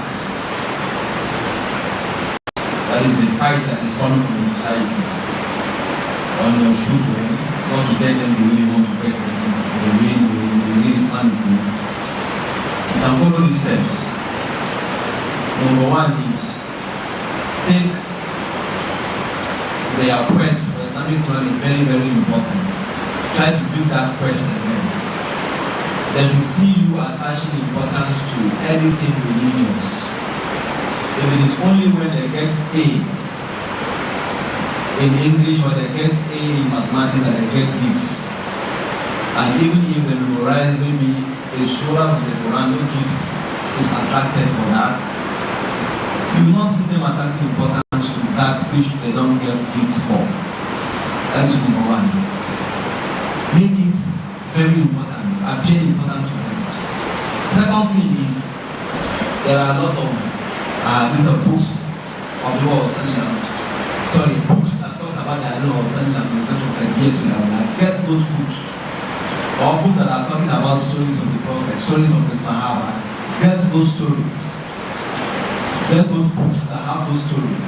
And you shift it in between yourselves in the family. Maybe once in a week. You can even do it every day. If it was Muhammad that read the hadith yesterday, I will have to read it tomorrow. So every day as your children go out, there is a particular hadith that must have heard from their room, or they must have heard from their house before they go out. Stories about this Sahaba of the Prophet Muhammad should be read in your house. In a way, trying to make your house an Islamic one. So that you already have peace back at home. So if they go out, the one they see outside once intermittently will not really have much effect on them because they already have a reservoir of it at home. And this has to be done from the early stage as they are growing, so that even if they go to the outside community, they are unique. And nothing can actually take them like that from that particular line that you have tried to do. But if you are not decisive about it, if you are not conscious of it, you just leave it like that, the society will always take those things from our hands. May that not happen. Lord, Assalamu alaikum, Sheikh. My question is madrasa Islamic institution is regarded as an integral sector of imparting Islamic morals and values to our younger generations, as well as the Gen Z, Generation Z, towards the inclined, the handwriting someone, very good again. Assalamu alaikum. My question is, madrasa in an Islamic institution is regarded as an integral sector of imparting Islamic morals and values to our progeny and kids, as well as the said Gen Z. So what is asking is that to the happening that they are exposed, our children nowadays are exposed to what is happening around the globe, either good or bad. Is there any way we can remold their lives using Islamic knowledge, and then for every household there are a good number of those who don't participate in Islamia at all? What is your advice? That's what it's saying. Because all this also boils down to largely on the part of parents. You don't just leave everything for the modalities where they go to this and where they go to. Because how much time they're spending, how many hours they're spending. And it's very, very hard for the scholars, those malams that make in Islamia, to know everything about them. It is only those on the show while they're in Islamia that they're correct with it. So bulk of the work is by the mother. Bulk of the work is by the mother. Then intermittently supervised by the father. One time you're at home, try to spend that time qualitatively with the children. You try to guide them and to the right way. You know, most of the things that are done in Islamia basically, maybe to teach them the knowledge of Quran, teach them the knowledge of Quran, teach them to memorize the Quran. These have their own role to play in their life. The raw talk, raw advice, raw fatherly advice, raw motherly advice come from the parents. Those raw thoughts should come from home, while the knowledge aspects and making them people that should serve Allah will come from Islam or not. Assalamu alaikum. What's the best way to treat a child that has attitude problem, stubborn towards their guidance? Number two, what's the best way for a husband to balance his relationship between his wife's mother and his children? For a child that has attitude problem, it's something that is likely to change with time. When you discover that the child has attitude problem, you can actually do what you can do from your own end. Then you can get a counselor or somebody who is a professional in that area to come and talk to the child separately or to advise you, to serve as your own consultant. What do I do? What should I do? Taking procedural steps. It's not something you just do anyhow. You say you do this today, you do this tomorrow. It follows one another. They will give you a particular sequence to follow. For those who are professional at it, after this you do this, after this you do this, after this you do this. Maybe for 3 months, maybe for 6 months, maybe for a whole year. And you see as do not change in that particular child. And the second question is how do you balance the relationship with your wife and your mother and also your children? All of them, they have their different book. They are different rights from you. The rights of that of the wives are different from that of the mother, and that of the mother are different from that of the children. Understand these books, understand these rights from the perspective of Islam, and give each and every of them their rights respectively. Now, Assalamu alaikum. This is not related to the topic. Please, my sister is a divorcee for a while now, and it is not really on her side. She is depressed because she really wants to get married. Please, does the masjid do matchmaking, or is there any counselor that can talk to? Because I have tried several times. That's first question. Number two, someone told me when performing ablution, you recite Surah to Nas while washing the left leg and Surah to Ikhlas while washing the right leg. Is it true? The second question, that's one I'm concerned with. The second question, that there is no place for that in Islam. You don't have to recite Surah to Father, Surah to Nas when you are performing ablution. That is not supposed to go to the Prophet Muhammad. There is no way to applicate that hadith to other defects. There are many formulations. There are even in some books again that they don't have any hadith to back it up to tell you that they will give you a prayer that you do for every part of the ablution that you wash. You want to wash your hand in a particular prayer, you want to wash you want to rinse your mouth in a particular prayer, but all those prayers, they're not authentic, they're not reasonable to the Prophet Muhammad sallallahu alaihi wasallam. They said Bismillah before you start, and after finishing, sorry, أشهد أن لا إله إلا الله ولا شريك له محمد رسول الله. Regarding the first question, I still have to post it back to you, but that would be outside this talk within the masjid. Because I know something that you also do, and you are in need of something also regarding this. But generally speaking, the masjid does matchmaking wherever we see people that are committed, and then we can vouch for them. Alhamdulillah, we have done in this masjid. They met here, and now they are having 3 children. Inshallah, marriages are successful. In fact, we did one this year. The lady just came for itikaf last year. Now she's with her husband abroad, 2 of them. I will not say more than that. But for the sister concerned, inshallah, next week Sunday, we'll be having a lecture with Dr. Fatah Adiyemi. Bainakum is a specialist, professional in matchmaking, issues of divorce, issues of marital discourse and other things, inshallah. With the sisters who just put our information back, inshallah, we'll get it sorted out. May Allah come to our aid. Then, assalamu alaikum wa rahmatullahi wa Sheikh, what advice do you give to a father who goes to the masjid and doesn't go and wake up his children, but they end up either going late or not going at all? Alhamdulillah. And that is indeed a bad habit. Prophet said, and we should begin to instruct the children to pray when they are sad. And the best instruction is very, very serious with them and carry them and to the most support. That's the best instruction. And then what we do to Malaysia, or Ashkan Sani, we should lash them when they are 10, before they bring into the body. They separate their place of sleep at that particular point in life.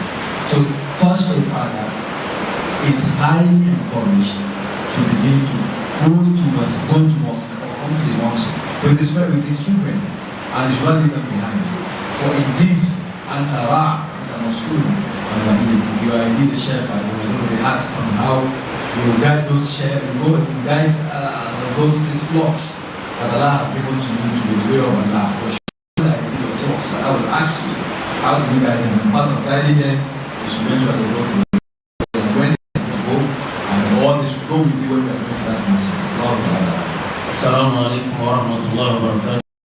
Imam, this is my second marriage, and up to now I have not got any child, and that is causing me more issues for my marriage with husband, his children, and the other wives. Please sir, I want Muslim Ummah to put me in their prayers, and then please Imam, pray for me during Tarawih and Tahajjud. Jazakumullahu khairan.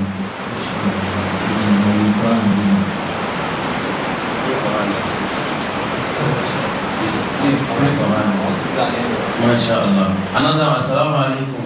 Please, how do I equalize the love for two children that I have?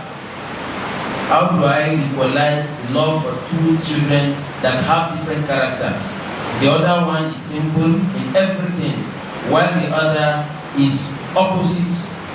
We try to show him, but he feels that we hate him. The love for your children cannot be equalized. There is no how you can make it equal, since that is an action of the mind, it's in the heart, and it's always an offshoot of who they are. But you can do adl, feel the iqab, that is what you give to them, the care you give them. You give them equal care, you give them equal assistance. Everything at all that is physical should be equal. But in your mind, there's no how you can psychologically, emotionally trim the love you have for the other to be of same size or same length for the second one. But you continuously try to make sure that it begins to do those things that one is doing, that is making you to love that one more. Even when physically you treat them equal, continue to what? Make effort. Don't give up. You don't give up. You continue to make effort so that yes, one thing, he begins to do those things. And it is not even in terms of what they do. It's for most parents, it's not in terms of the simplicity of the two children. Sometimes naturally that love will be there for a particular one. And the other, you cannot love all of them equal. But try to make sure your physical treatment of these children displays equality. Allah Ta'ala. Now,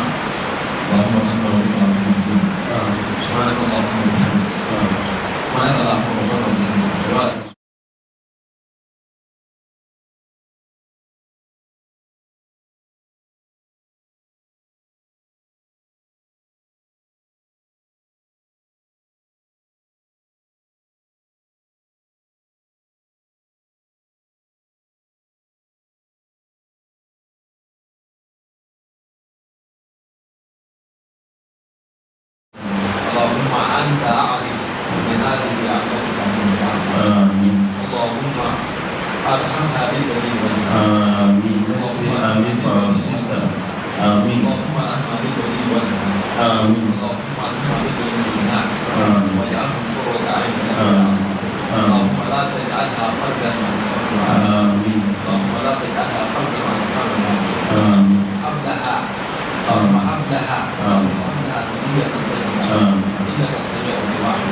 حملها بنية طيبة. إنك السميع الدعاء.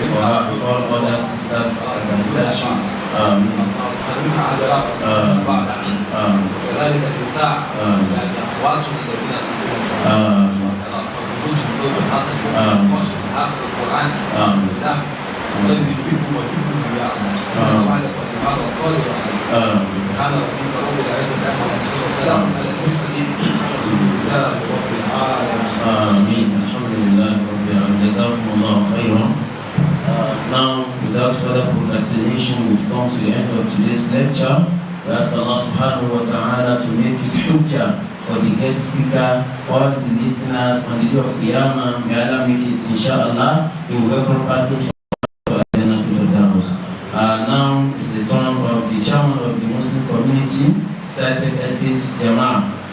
The chairman, Professor Salah Abdallah, will present the token, inshallah. Just a little price, inshallah. We cannot pay anything. But one bismi, that bad, then nobody can compensate what Allah subhanahu wa ta'ala does in a perfect way. May Allah compensate our lecturer and all of us. This to present it to him, inshallah. Thereafter, the chairman of Shura committee will give a remark and then close it with prayers. Assalamu alaikum.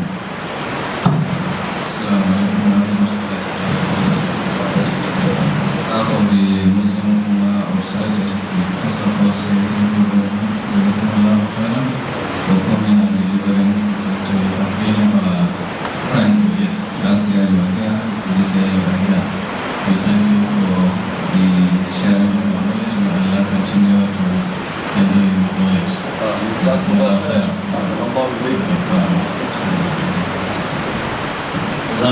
khairan. Now we listen to our father. We will wrap it up with prayer, inshallah. Assalamu alaikum.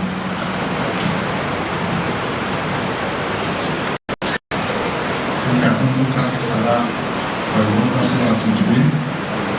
What we have taken from here is only for about 2 hours, but it is what guides us for a lifetime. If you have been listening to the speaker, we thank him, we pray that Allah will bless him, and Allah will bless us because we have been listening to him.